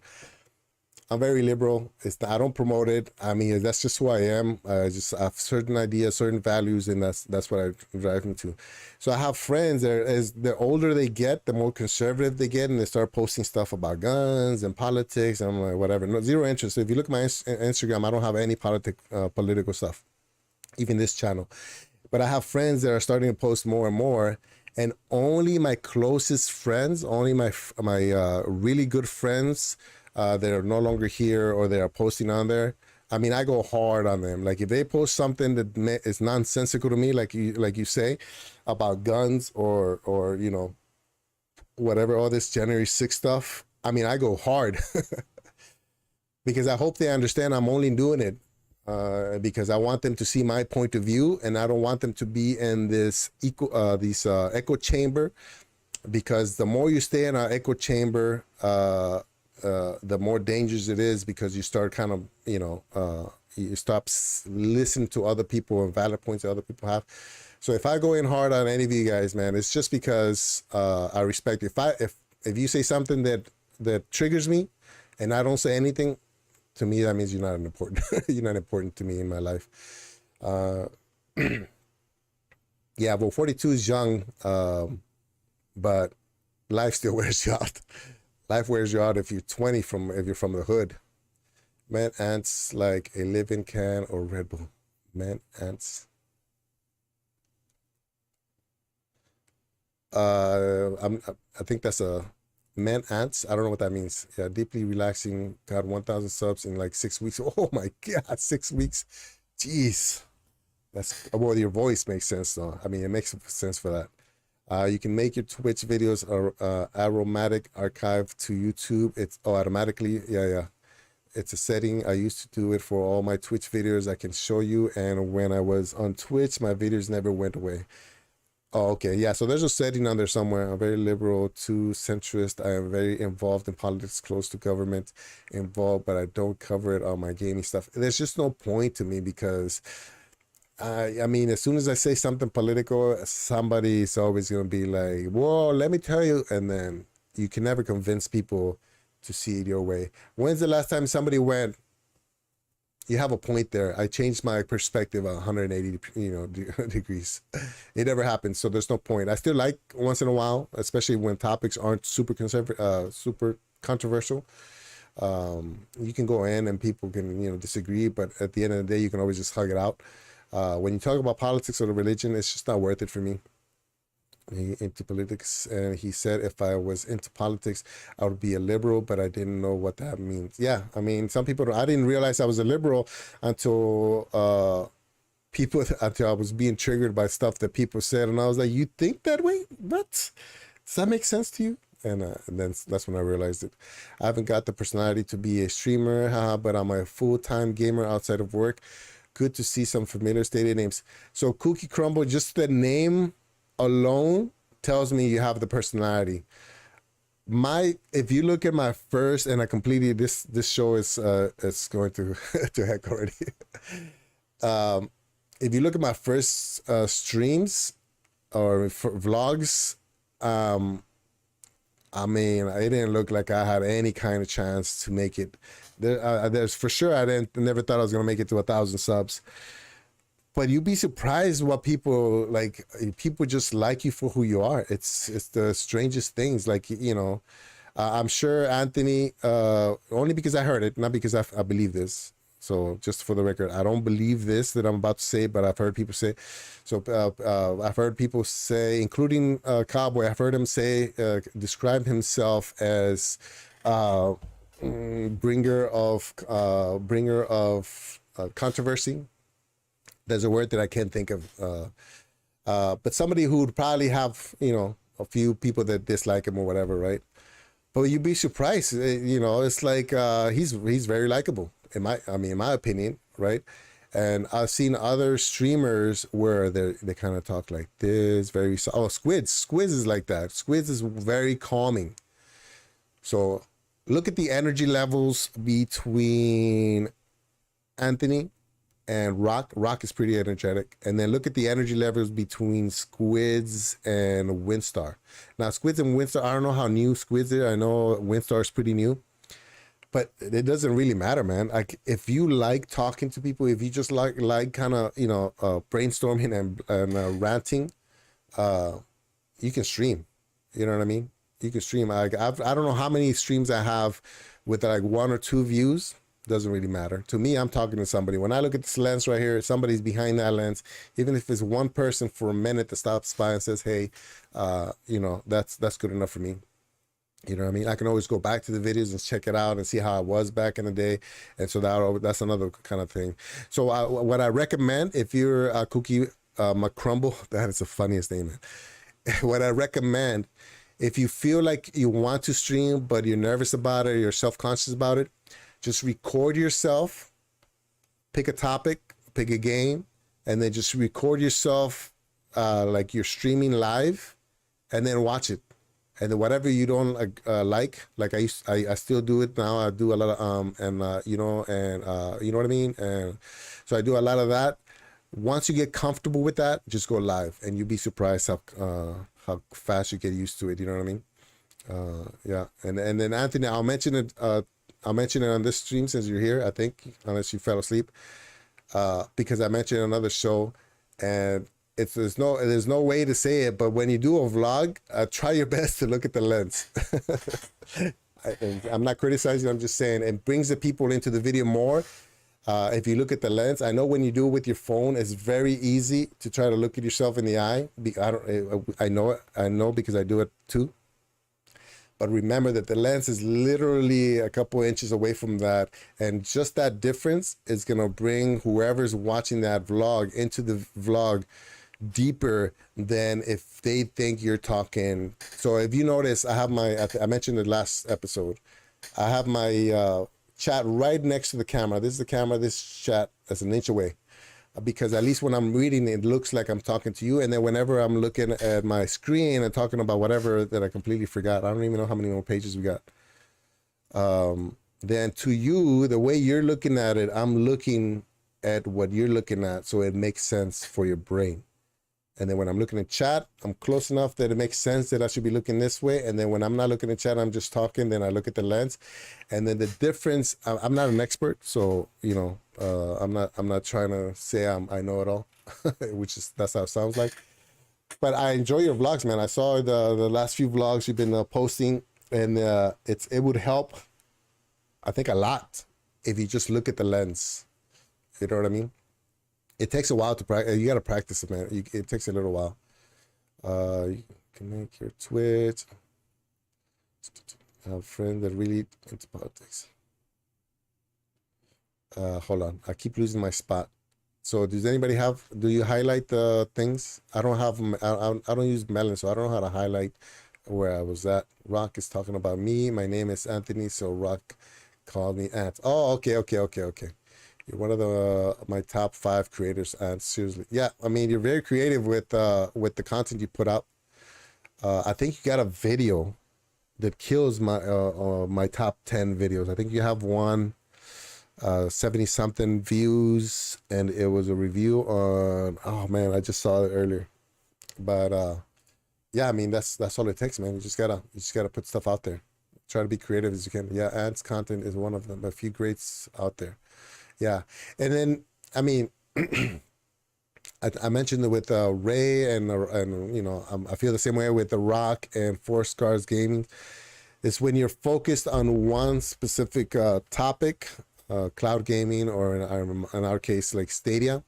The audience has to be there. So, don't feel bad if some random Animal Crossing streamer has 100,000 subscribers and then we have, whatever, 1,000, 1,600, because that's just the audience that we have. That's all it is, If you can get one person to sit there and watch you for an hour, 2 hours, 6 hours in Cowboys case, I mean that's a fan right there. You gotta be yourself regardless of who likes you or not. Yeah, but most important, do what you like first. Find out what you like and have fun with it, and people who like the content will come. Yeah, especially because your likes are gonna shift. Sometimes you're gonna be really into this, and then sometimes you're gonna be really into that, and it's okay if people keep coming back. That's because they like you, not because of or whatever. I mean, look at that. I got Ash jumped in, and she's a Animal Crossing a viewer, and she jumped into this even though she knew she wasn't interested. I'm still uncomfortable with being solo. It takes a charity month to build my confidence to be. And and look at all the. Look at all the, I want to say talents, but look at all the advantages that you have. I mean, your voice is you can't buy that. You know what I mean? And so I know how my voice sounds. It's not the greatest voice, especially now that I'm sick. I know that I stutter because my vocabulary doesn't really come to me as fast as it should. It's gotten better since English is my second language, but. You just got to get comfortable, and it'll just get better and better, and accept. If you accept it, people are gonna accept it. Continue. It's my biggest fault by a county mile is I cannot look down the lens. I feel really uncomfortable doing it. Yeah, it's really hard, man. It's really hard. So you can get away with it, like by the fact that I have it next to the lens. Or that you're focusing your attention, you're focusing the audience's attention on something else, then you can get away with it. But when you really want to like drive it home, you gotta look at that lens, So a trick that you see a lot of big streamers do is they put the camera way left or way right. Like Sunny's like that. Okay, look at Sunny, right? Look at Sunny. So when Sunny was doing his live streams, he was looking at the camera like he was looking at the screen like this, looking at chat. He didn't even look at the camera unless he wanted to make something. What's the word? He wanted to emphasize something, and then he would go from chat to like camera, and then go back to chat. So that's just the way. I mean, it's just from what I've noticed. You know what I mean? You don't have to look at the camera all the time. You just have to be aware that that's where your audience is. It's all right for all you good-looking guys. Nobody wants to stare at my It says the guy with the duck face thumbnails. I can't put my face on my thumbnails. I just can't do it. I don't know. Again, it's comfort levels. Everybody has different comfort levels. Some people aren't comfortable enough to be on camera, so they just go no face cam. That's okay.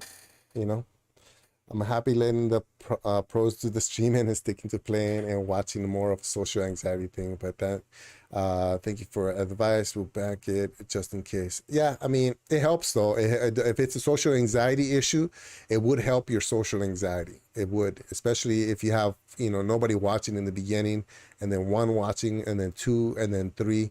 You know what I mean? I guarantee you, if you jump into one of Anthony's shows with 30 people watching, It might be a little bit of overload, but it's definitely possible. It's funny, Primo, I didn't realize I wasn't looking at the camera. Yeah, and that's the thing. It's not because you're not. You, normally when you catch it, maybe when you're editing, but when you're actually vlogging, and you can see my vlogs, I do it too. Is, I'm not perfect. I'm just saying that the more you practice, the better you get at just going straight to lens, and then there's times I'm moving all around because I like to be active, but for the most part, I thought I was looking at the stream. So actually, that's a good reason actually. If you look at a chat, that makes sense. So a good example is this last one. You went to the pier somewhere. I don't know where you live, so I think you're Jersey. I'm not sure. When you were talking to the camera, you were looking at I can tell you were looking at yourself, and it's not because, that's not a criticism. That's just natural. But then when somebody when you were eating the pizza and they pointed the camera at you, I think that's your daughter, right? When they pointed the camera at you, you were looking at the lens then. See what I'm saying? Because you don't have your face to distract you. And so, so that's another thing you can do. You can maybe flip the phone so you're looking at the lens, but it's hard if you're not sure where the framing is. There are hundreds of thousands of potential viewers in Stadia, but the nature of the service means a fraction are interested and most are hooked to one or two creators, next to impossible breakout. It's the audience. So I'll show you guys a quick example here. Okay, so Stadia, right? How many active users does Stadia have? Let's see. Okay, that's not what I wanted, but Stadia. I want to go to the Stadia channel. Channels. There it is. So how many active users does the Stadia platform have? What they mentioned, something about 700,000, something like that. Oh, what happened? You're gonna get yourself banned, Rock. Oh my god, my autocorrect. It's okay. Hold on. Let me. Thank you, Ash. Okay, so 700 something, right? That's the last figure we heard. Let's say we made it to 1 million already. Well, 1 million users, out of all of those, only 272,000 are interested enough in Stadia to at least subscribe to the channel so that they get whenever the new games are coming, right? 222, right? And then what happens after that? So the top content creator is Sunny, for sure, right? Sunny, where's he at? I saw him here. And so Sunny has 22,000. So that's, if we have 1 million active Stadia players, some people said 2 million, but I don't know if I believe it. So it's 1 million, right? And a quarter of that are interested enough on Stadia to subscribe to the Stadia channel. And then 10% of that is interested enough to look for a channel that gives them more updates than the Stadia channel can provide. So right now you're looking at, what is that, 25%, and then 10% of that, what is it, like a 2%? Does that make sense? Yeah, that's, so Sunny has 2% of the audience, right? So now let's look at which was bigger, PlayStation 14.2 million subscribers, right? So to me, if I'm doing simple math, and it's not accurate, but if 25% of Stadia active users are subscribed to the Stadia channel, then 14.2 million, if that's 25%, that's 28, that's 40, 56 million active users. You know what I mean? So we're comparing content creators that have 50 something million potential viewers. Let's say, what's 2% of that? What's 2% of 50 something million? That's 10 million, not 10 million. A million? Something like that, right? Like 1 million? right? And so I'm sure there's PlayStation content creators with 1 million subscribers. You see what I'm saying? And then you divvy up with the different games and stuff. So I don't know. I'm a math guy, man, and to me, I don't get down when I see my subscribers not growing. It's just the way it is. 100% agree. Rock is great and an awesome voice, a very impressive voice. I don't know though. It's not a competition, but Papa Bear Gaming, man, that guy. I mean, I'm not gay, but I'll stop right there. I don't like how Sonny doesn't look at the screen. That's not my thing, but it's obviously works for him. Yeah, now he does though. Now with the new videos that he's putting out, he's doing that because now he's not looking at chat anymore. So before he did it because he like me, he didn't want to lose track of chat. But the new podcast with the aren't live, he looks straight into the camera. I felt so conscious after you pointed out that duck thing that I stopped using this. That's funny. But you look good though. I don't understand. You shouldn't feel self-conscious. That's like I purposely put this camera higher because I have a double chin. Like you saw, right? I tricked you. You thought I was skinnier than I was until you saw that Why I Love Stadia video. And you see the gut. That's a trick. You put the camera higher, aim down at you, and now your jaw looks more square than if you would have had it down here by the keyboard, or you know what I mean. So it's a trick, and it's not I mean, everybody does it. Everybody does it. Okay, yeah, I used to always have the phone the other way around, but I think that I can actually see myself in the selfie. You know what I did, Anthony, when I caught myself doing it over and over, and as much as I practiced, I kept doing it. I put a little smiley face sticker right next to the camera. So I always look like literally I got it as close as I could possibly get it without covering the lens. The camera is now, well, if it's a front facing camera, that's what I put it. That's what I used it on. So it was easier. If you're using the back camera, it's a little trickier because now you have multiple cameras in the back. But for a while, my phone, which is actually no, it's outside. I had a little smiley face, and it was either on the left or the right. And so I made it so that when I'm looking at it, the volume buttons are on the top, and the smiley face was right side up. You know, if that makes sense. So that way you always remember to have the camera in the same spot, and you always remember to, because you know when you flip it, you can flip the phone and it adjusts, but now the camera is going to be on the other side, and so it just helps. It just helps. No one knows how many active users Stadia has, but yeah, the last thing we have, yeah, 750 somewhere on there. Yeah, Papa Bear Gaming, damn, what a voice. It's an impressive, it's a gift, really. It's a gift. It's not just about voice, but it's all about personality. People do not watch me stream for gameplay. It's because I never focus on the game and instead talk to them constantly. Yeah. And there's different styles. So Maker, he's here. Maker has a different style. Me and Maker have similar voice patterns, and I don't want to be all nerdy about it, but me and Maker has similar voice patterns. His voice is a little bit smokier than mine. So the problem with having like a kind of like a smoky, I don't know if smoky is the right word, but it's almost like right down here, right? Like I don't know how to say it. But the problem with those types of voices, me and Maker and my best friend, we all have that same voice. It goes monotone very quickly if you're not aware of it. Because I was an instructor for so many years, I'm kind of aware of it now.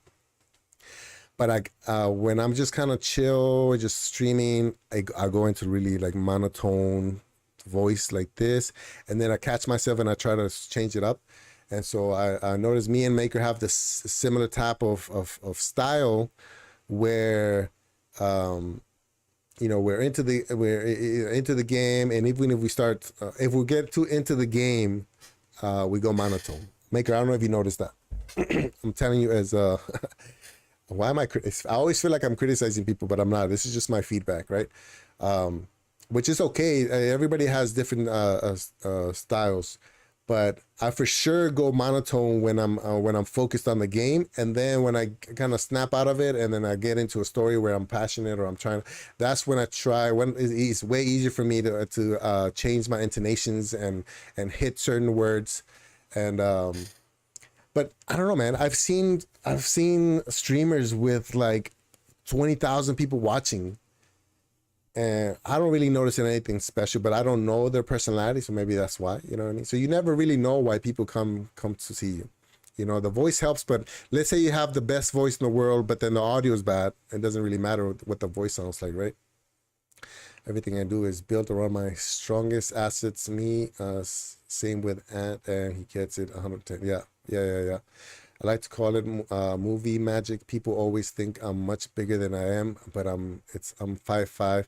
You can always use the camera to give a certain representation that isn't exactly true. My best friend when I was active duty, when the army was my full-time job, was 5'5", black dude from Texas, and I mean, this guy was small, but he was ripped. Like he was just like naturally ripped. He didn't work out. When I became a ranger, you know, this is gonna be this is gonna go into like a random tangent, but so when I became a ranger, if you look at my ranger graduation picture, there's like three dark faces. Most of the students were white guys, right? And I was like, oh, what's going on? Like I always kind of looked at. I didn't speak English that well back then. So, anyways, I came back, and then he wanted to go to range school, and then I realized that because black people aren't known for swimming, and there's a swim test involved to get to ranger school, so that's what he was struggling with. So his body was small enough and dense enough that he couldn't really float. And a lot of the swim tests for ranger schools is floating, being able to jump in the water from whatever, however many feet, and then coming out, breaking the surface of the water without any of your gear on. That's one of the tests. There's a bunch of different tests, right? And so I kind of helped him out. And because this guy was a beast, just naturally a beast, it was non-issue. Like he recycled once, I recycled once, but it came back, 5'5" with a ranger tab. When you're infantry and you're 5'5" with a ranger tab, nobody messes with you, because I mean I'm 5'10", and it was a struggle for me, let alone if you're 5'5" and you have to carry, 85 pounds up mountains at 2:00 in the morning with sometimes you don't even get night vision goggles. And so all that to say that, don't judge a book by its cover, right? But just because somebody's, 5'5", doesn't mean that you get to walk all over them. So, yeah, I don't think being 5'5" is a thing. You know what I mean? What do you call? What did you say right here? People always think I'm much bigger. Yeah. So yeah, you can be 5'5" and be a beast. You know what I mean? I've seen guys that are 6'5", literally tall, way taller than me, but the way they carry themselves, they're hunched over, they're really skinny, they're not aggressive enough. You know what I mean? They get walked all over. You know what I mean? So, did that make sense? I don't know. I felt like that was just. It just went to like a random thing. All right, just about 15 to 2 a.m. Oh yeah, wait. Oh, I thought you. So you're American then? Oh, I thought you were in the UK for a second. Time to start getting ready for bed. Have a good night. Yeah, thanks for stopping by, man. I appreciate it. I'm okay with having a smoky voice. Yeah, smoky. Is that the right word? Smoky. How would you describe a voice like this?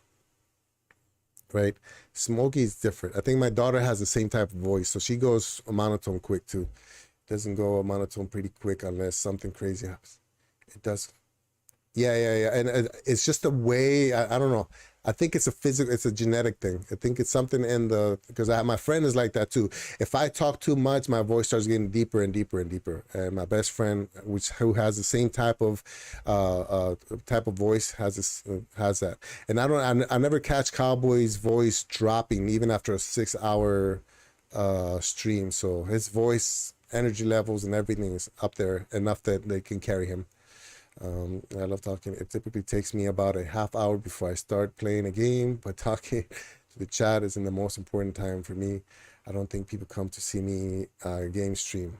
Yeah, I mean, I don't normally stick around for the gameplay.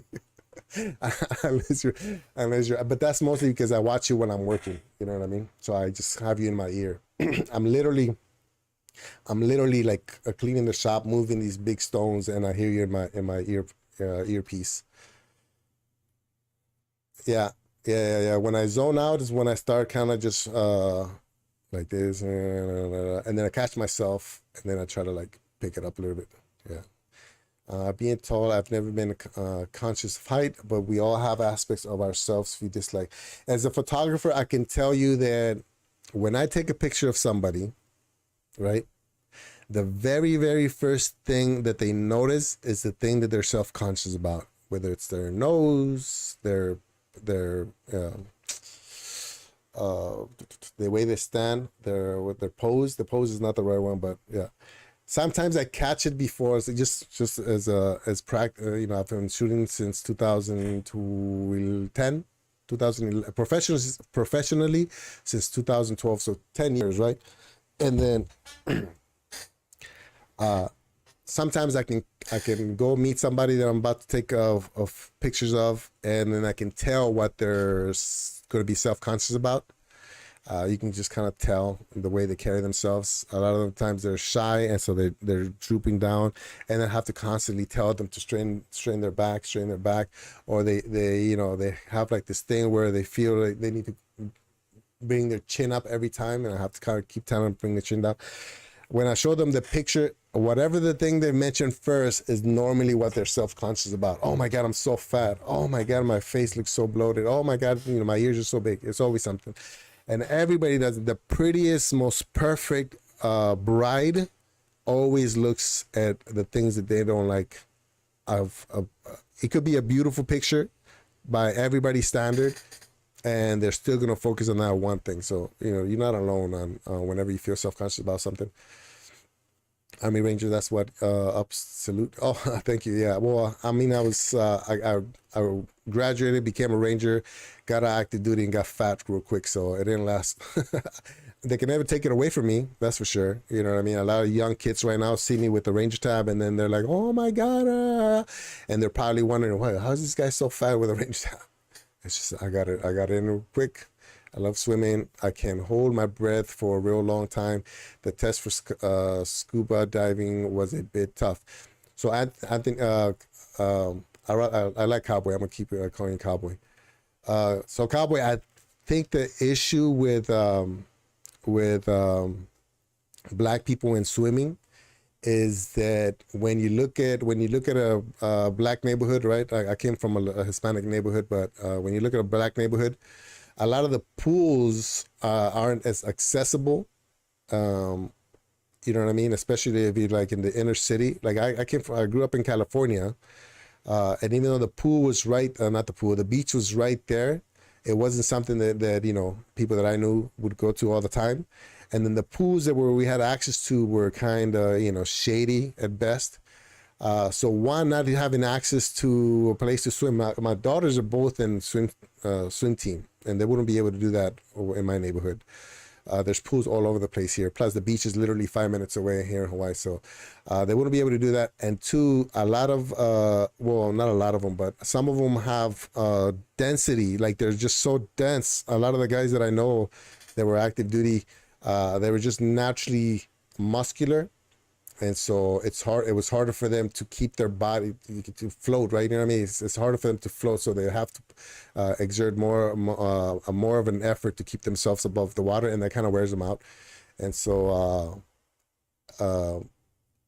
if you're exposed to pools and swimming and beaches and all that, rivers, lakes, then that whole black people can't swim doesn't really apply. I'm chilling. I just got done working out, but what's going on with you? Scuba is amazing. And my wife is certified in scuba. I can't do it. I can't. No interest. I had pool in middle school and in high school, and I grew up swimming in the rivers because it was so close to me. Yeah. So when you're exposed to it, the whole genetics thing really kind of goes away because all it is practice. To this day, even though I can swim, to this day I can't swim straight. I can't swim like this, where I can kick the top of the water. I'm always like dragged like this, just because I never really learned to swim properly. I wanted to go to the army. I was a boxer when I was younger, so I was in good shape, but I couldn't join. They told me no because I took medication, so that sucked me. Yeah, yeah, whatever. If you have any medical issues from the in the beginning, they won't take you because they have to pay for it. So if you're flat-footed and they catch it in the they call it what's it called, in processing, they test you for it. They may have you bend over to check your back, your spine. They have you walk barefoot, so they can see the imprint of your foot. They have a mobility test where you can see what your range of motions are for arms and legs and necks and everything. If they catch anything, they have to deny you, because let's say they don't catch it, right? Let's say, it happens a lot. Let's say somebody goes in, whoever did the physical doesn't catch that you're flat-footed. You can't be in the infantry if you're flat-footed. You just can't. It's too damaging to your body. It's already damaging even when you're perfect, let alone when you have issues like that. And so if you go through basic training and you go past the 6-month mark, and then they're like, oh no, this guy is flat-footed, man, he can't be in the infantry, they have to pay for the rest of your life because they weren't supposed to let you in. That's why. So don't feel bad. It's just the standards that they have. I don't agree with the standards. I'm 5'10". I'm supposed to be 189 pounds. I haven't been 189 pounds since I was in middle school. The closest I got was right before range school. I was 195 pounds, just straight muscle, 6-pack and everything, because I thought it was going to be so hard, and it ended up being more of a smoke fest, which means that you just kind of get worn out. Except, what happened? It's the same here, Leo. My daughter is dating a Nigerian, and an uncle of ours is Jamaican, and both hate swimming. Yeah. And it's funny too, because Jamaican, right? You figure, oh, they're right there by the ocean, but you don't go to the ocean to swim. You go to the ocean to kind of just frolic. Frolic. That's every time I go to the beach, I just go frolic. It's funny. Another tangent. I didn't know my mom couldn't swim when the first time she came to Hawaii to visit me, and I took her to like these lagoon. So I thought she could swim. I took her to the lagoons because they were pretty, not because the water was still. So they're man-made, so they're very small waves. She was nervous, and she walked into the lagoon very scared, even though if you go to the deepest part, you're only going to be no more than waist deep. But yeah, she didn't know, she couldn't enjoy frolicking.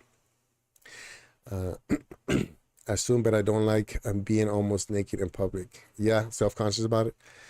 Yeah, I mean, you see some of the Hawaiians over here, man. They have the big bodies, and they walk around topless wherever they want. I mean, zero shame. I can't do it. I can't do it. And I don't. Even though I'm a big boy, I don't feel like my body is loose enough to be ashamed of it. But it's not that I'm ashamed of it. I'm okay with my body. It's just, never been comfortable with it.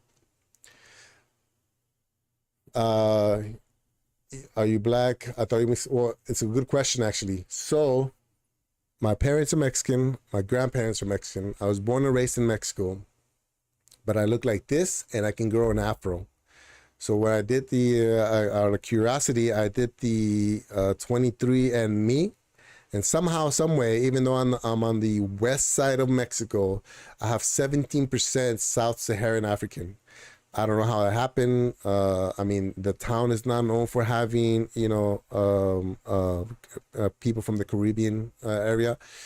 So I was thinking about it recently. Actually, I saw a YouTube video. Somebody had like a 45-minute documentary about Afro-Mexicans. And I guess, this is me just guessing, I guess that when slavery was still a thing here in the U.S., a lot, especially in the South, a lot of slaves that escaped to Mexico, and so there's certain areas in Mexico with high, um, I guess you could say Afro-American genes, and that's my only guess that I have. I don't know. It could just be from way back in the Aztec days, or way back when, or um, uh, everybody came from Africa kind of era. But I like how I completely forgot about the whole. Well, it's the same stories, anyways. But let me finish chat. Uh, so yeah, so technically I'm 17% South Saharan African somehow, 43% native, and 30 something percent Spanish Peninsula area, and like 0.2% Asian. Um, but parents, grandparents, great grandparents are all born and raised in Mexico, including myself. You don't like being almost naked, Rock? I thought we were going to be nude because with Ray.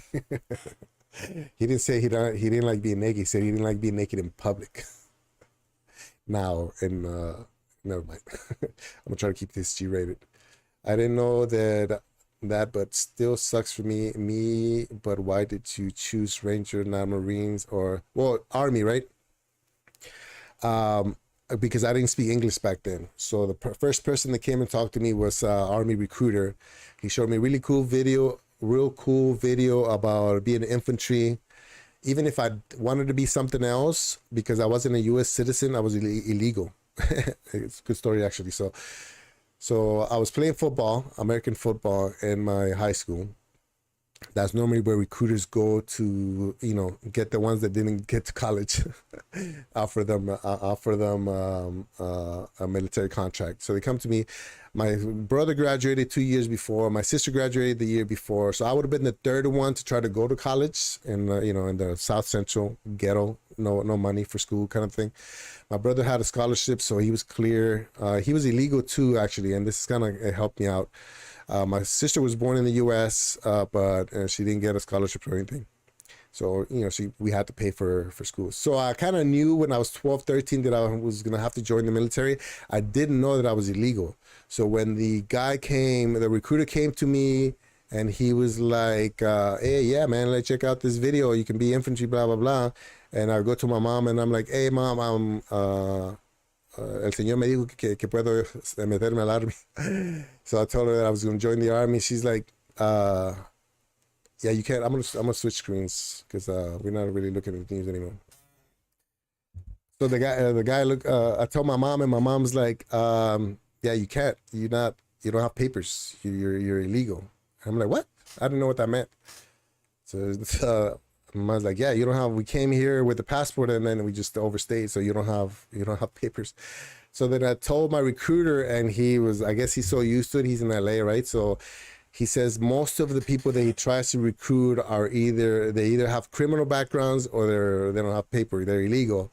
And so he's like, oh my God, you serious? But then my mom said that because my brother had a scholarship, one of her teachers convinced my biological dad, who had become a citizen, to sponsor him so that he can get these scholarships. He had 2 scholarships to the same school for different things, academics and athletics. And so because he graduated 2 years before, all the paperwork was already in, and I was literally months away from getting my green card. And so I was supposed to sign up. I signed up in May of 1998, signed the contract and everything. And then I had a parking ticket, which I was supposed to lie about, but I was too nervous to lie. I'm not a big liar. And so I was honest, and then it backed me up, and then I realized, oh, you don't even have a social or anything. And so I ended up leaving in August for the military. And so yeah, so that's why I joined the Army. Ranger, I mean, they had so many slots for Ranger school, and none of the sergeants wanted to take the slots. So I ended up just, I literally barely spoke any English. I understood everything, and that was fine. But I was the kind of private that you call my name and I come running. Like, it used to be Vasquez back then. Like, Vasquez, and I'm running. Yes, sir. What do you need, sir? And very, very thick accent. And so I wasn't even supposed to go to range school because I didn't have the rank. I was brand new. But they sent me to the pre-ranger, and then I passed that, and they're like, technically we're not supposed to send you because you're too new. You're supposed to have more time in service, but you already finished all these, all these pre-ranger qualifications. They have 2 schools before you actually go to the main school. So I passed those, and like 3 days before, they're like, yeah, I don't know if we can take it. We got to talk to the big boss, right? The commander, the battalion commander. And so they took me over there, and they're like, yeah, if I say, I'm not supposed to send you, but if I send you, are you gonna be okay? You're not gonna, you're not gonna fail on us? I'm like, no, I'm ready. I can go. I can do it. I was pretty muscular back then, pretty in good shape. And so they're like, okay. And so I went as the 19-year-old from Hawaii, which is like super unheard of.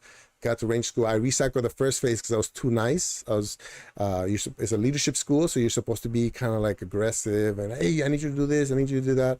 And I was, instead of doing that, I was like, can I get you guys? Can you you have to wake up? Can you wake up? So they're like, no, you gotta be. And so I had to recycle that first phase, and then I went straight through after that. And that's really it. I never really considered the Marines. I never considered the Air Force. I don't think I could have entered. I don't think I could have gone into the Air Force because a lot of the jobs there are they require secret clearance, and I wouldn't have been able to get one. So, anyways, that's how I got into that. I lost my place already. Ta-da. Okay, I see it. xCloud. Nope, my family is from Jamaica. My mom and my dad are both Jamaican. My mom gets pregnant with me in Jamaica and moved to the United States and had me here. I was born in New York. Oh, okay. But you're not in New York now, right? I'm 6'2" and 210 pounds. I wish I was 210 pounds, Rock. And I'm 5'10". So right now I'm 260. I'm sitting pretty at 260 for the last couple of years. Before the pandemic, I was 230. So the pandemic really hurt my my efforts. It has advantages. Yeah, 6'2" definitely you can reach everything, right? I guarantee you can probably get in less fights because you're 6'2" than Anthony at 5'5". Anthony, I would have guessed 150. I think I did in my head guess 150 when you went to the gym that one time. I'm 5'7" and 212 overweight for my height. I don't agree with how the BMI works. It's so they're trying to get the same measurements. Okay, think about this, right? Imagine somebody who's 6 feet tall from Norway, right? And compare him to somebody that's 6 feet tall from American Samoa. Just imagine them. Just put a picture in your head. 6 foot guy, 6 feet guy from Norway, 6 foot tall guy from American Samoa. You're obviously seeing different things. You know what I mean? But in the military, in the army, both of them are supposed to have a max weight and a minimum weight, which is impossible. Hey, Nanami. Konbawa. I'm Japanese, yeah. I'm Mexican. Nanami, you're coming tomorrow, yeah? So Nanami's coming over tomorrow for game night. We're going to play some games. She's an Animal Crossing fan, too. Good morning. Good morning. Mugen, good morning. Mugen? I don't know how to pronounce it. Welcome, buddy. Welcome. Thank you for being here. We kind of just left somewhere along the way. I got distracted and I completely forgot about. We were just looking at the same news though, so now I'm just trying to finish up chat here before I keep you guys up too late. How long was you in the army as a ranger? Don't want to be in your business, but I'm very open, man. Everything's on my channel. You can check out my vlogs. I got some army training videos on there. xCloud for the wheels. Thank you for the subscription, xCloud. Appreciate you subscribing. Let's see. You did yours in Iraq, Afghanistan, and if so, how you feel about this potential of Russia versus US? So it's not going to happen. Russia, US, so that's like a non-argument. It's not going to happen. It's impossible for that to happen. I know they were saying that about the Ukraine and Russia, but that was more likely than the US. It's just, it would be very, very bad for the world if Russia and the US got into anything. So everything has to be exhausted I would imagine a bunch of generals would just be like, you know what, Putin, you can't do this, and then something.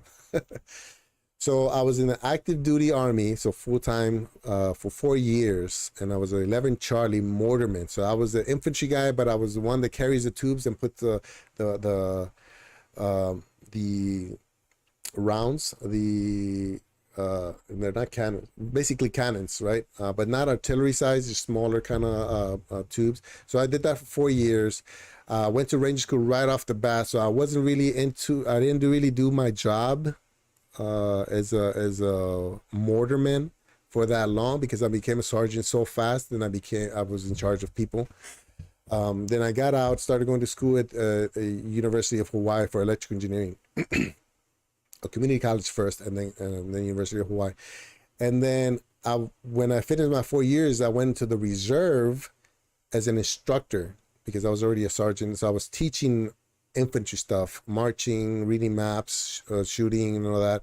And then everybody, because I was an instructor, I couldn't get deployed, so everybody kept getting deployed. And then I volunteered to deploy, and that's how I ended up going to Iraq and Kuwait and Iraq. I never went to Afghanistan.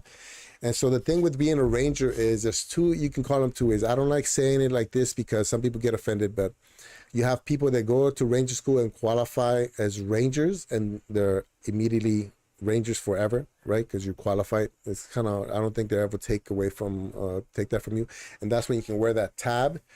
Or you can go to a ranger battalion, which even if you're not ranger qualified, you consider a ranger because you're a ranger battalion. You can be a cook, you can be anything, and still be called a ranger because of the unit that you're in. But in that unit, you can't be in charge of people without being ranger qualified. And so for them to be sergeants and stuff, they would have to go to ranger school, be qualified. And so the issue with me is that I'm qualified as a ranger, but I was never in a ranger battalion. So some people could argue that I'm not a real ranger, and I'm a tab wearer, the ranger tab, right? And I don't disagree, but I'm not passionate enough about it to try to argue that point. And so in the Army's eyes, and anybody who's been in the service or anybody who went to ranger school, I'm a ranger. You know what I mean? Somebody in the ranger battalion might disagree, is basically what I'm saying. You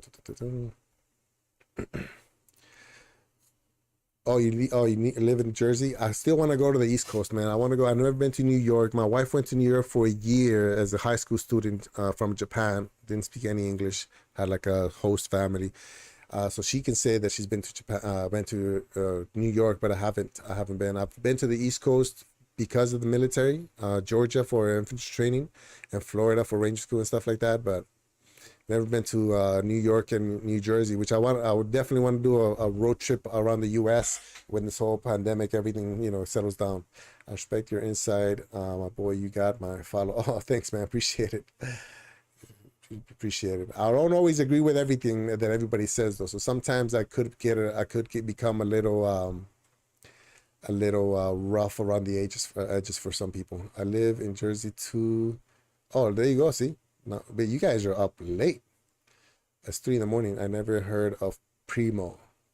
No, I never. You never heard of me? I recently changed my channel name to Primo Yoni. It used to be just my name, but I wanted to find a gamer tag that kind of made sense for me. This was awesome. Thank you for giving us time, Primo. And yeah, it's 3 a.m. Yeah, I'm about to end it too. So it's 2 hours, 15 minutes already. I normally do 2 hours. And we didn't even get to the YouTube stuff. So that's okay. That's how I feel too. But, the news in the U.S., they going hard for World War. Yeah, it's all drama, man. It's all clickbait. So a lot of it is clickbait. I'm good to go. I'm going to go. I'm sorry, man. My reading skills are very bad. I'm going to get going, Primo, since it's so late. I plan to do an earlier stream. Yeah, I saw your scheduled stream. I'll probably be there since my wife has to go out, so I want to be awake for that. No worries, man. Yeah, I'll catch you tomorrow. It was loaded of the M1 Abrams. That's what. What's your favorite firearm that you got to use? Never got to use one, my boy, in the Army, but His is the MA. Yeah, so the carbine, I'm not a big gun guy. I only know the ones that I got trained on by the military. So the carbine is the one, the M4 is the one that we're using now. The M5, I guess, Rock, I think was asking me about that one. I'm not a big gun guy. I know a lot of gun guys. They build them. In fact, I once bought one from the top pistol and rifle shooter in the U.S. He was in the same unit as me. He was a former Marine, went to the reserve as an instructor, and he built me one. But I was uncomfortable with it in the house with a baby when my oldest was 3 or 4 years old. So I sold it. I really don't have an interest in guns, and it's not a political thing. There's not anything like that. It's just, I mean, I'm an expert shooter most of the time. There's a couple of times where I messed up, but every time I qualify with my weapon, I'm somewhere around an expert. I teach marksmanship I taught it for many, many years. But as I was saying earlier, I kind of get burnt out from things, and having to like shoot 40 to 80 rounds and then clean the weapon for 2 hours. It's just not worth it for me. So I just, I really don't, I don't know any nomenclatures, any names, any brands. If you put it in front of me, I can figure it out. I can probably, learn how to shoot it. But if you watch my gaming videos, you can tell that I shouldn't be teaching marksmanship, man. I should not.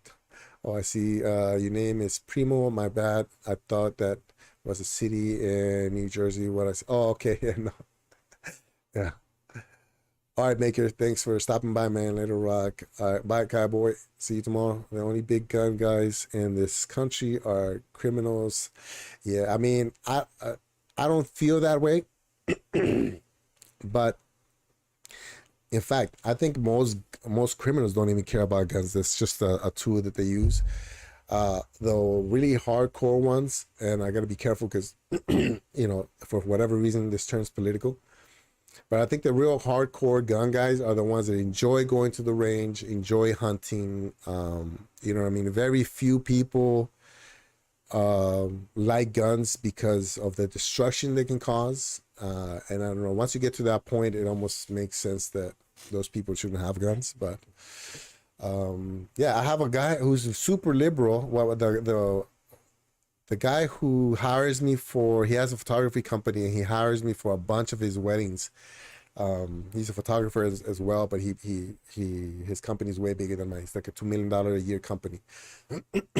He's got huge guns, big 50 caliber guns. What's that? The Bear? I can't pronounce it. Barrett. He has like a huge 50 caliber sniper gun, a sniper rifle, and he's super liberal. He just likes going to the range and shooting. You know what I mean?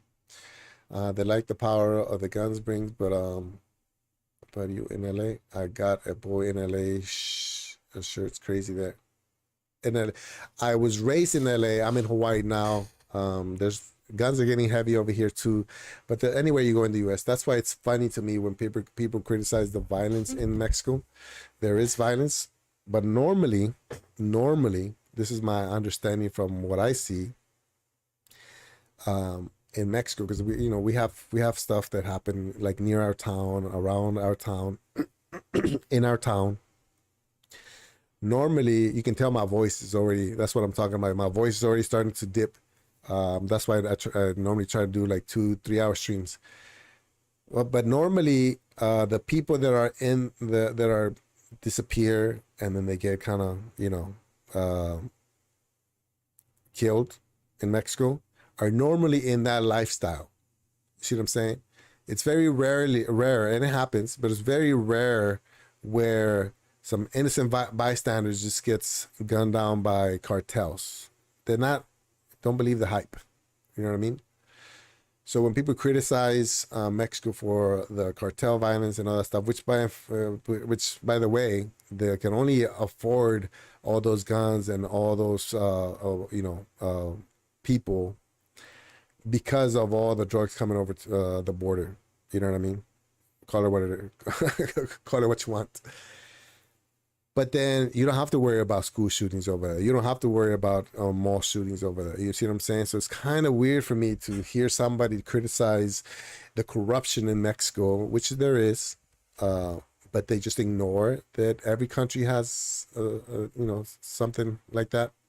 Been to LA, San Francisco, Florida, Hawaii, but nowhere mid-state or east. Love the states though, so we'll be filling in the blanks as Rock. How about you retire and buy a motor home, and then I'll be your driver, and then we can drive all over the U.S.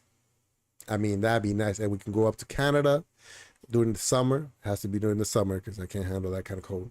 And then I'm already a Spanish speaker. You know what I mean? I drove in big trucks, and then we go down. In fact, I have a video called my step van conversion. It's kind of building and getting a lot of viewers. And then we can go down to Mexico, Central America. You already got a translator. You got security right here. Look at that. See what I'm saying? So you be the money guy. I'll be the logistics guy. Does that make sense? Yeah. I'm down, man. You tell me. You tell me. We might have to wait for my youngest daughters or my daughters to grow up, because right now they would drive us crazy in an RV motorhome. But it's an idea. Innocent gets killed at the all over the U.S. where live Jersey in Patterson. 13-year girl got killed, and though they wasn't aiming for her. So yeah, I mean, I'm from LA, man. I hear all that story all the time, and I see it all the time here too. I don't know, man. I don't know. I don't. I'm normally okay talking about anything, but some things just people arouse people up, and it's not even worth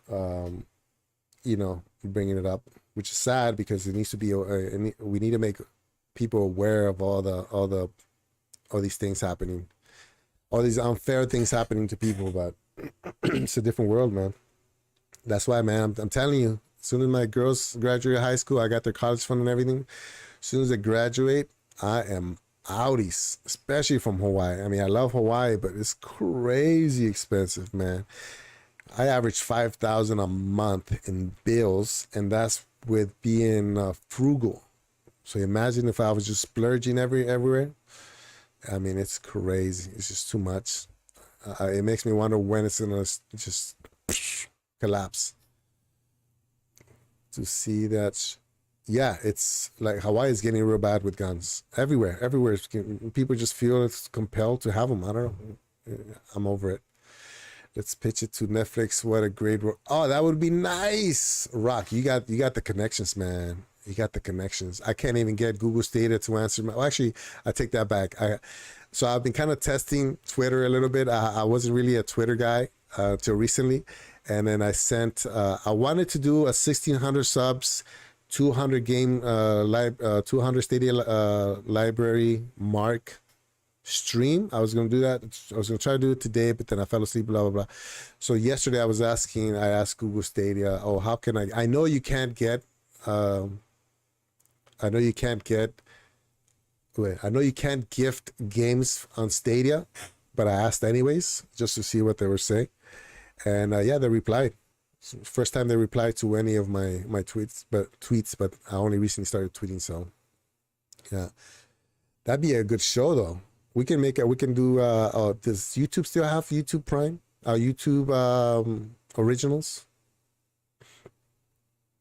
British guy with the voice of a what is it called? The voice of a god, and this Mexican guy driving him. It's like the Jimmy Kimmel show with his Mexican sidekick. Only ask because I never been to Hawaii. I heard it's very expensive. It's expensive, man. I mean, it's expensive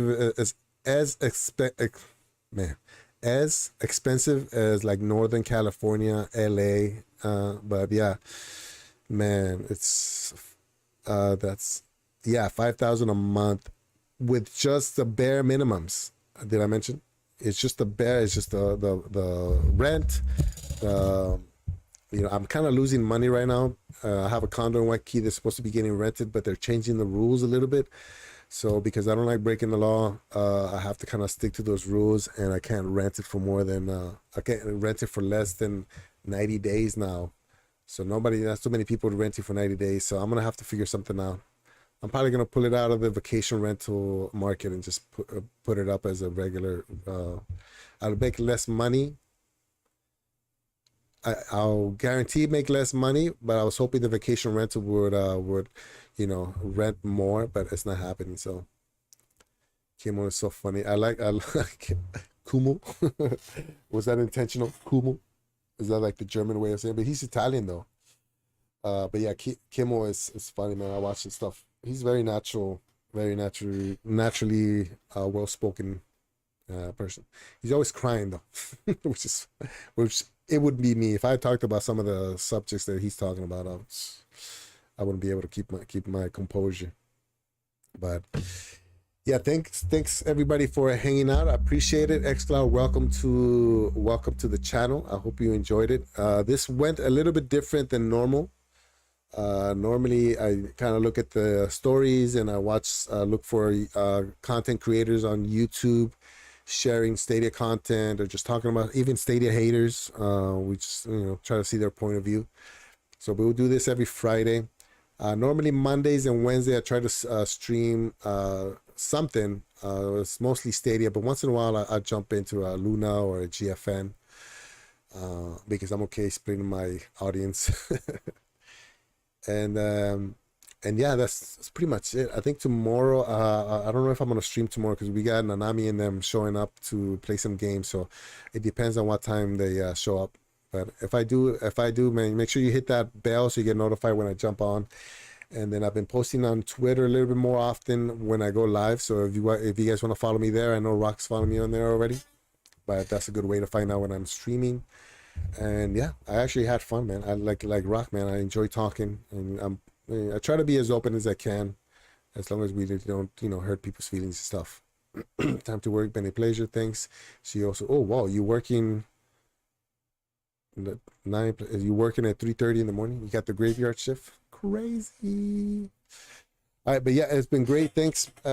Appreciate you guys hanging out, and yeah, I'm gonna go subscribe to Rock's Twitch channel, so he's not alone next time. Bye, everybody. Have a good night. Have a good weekend. If I don't see you, bye.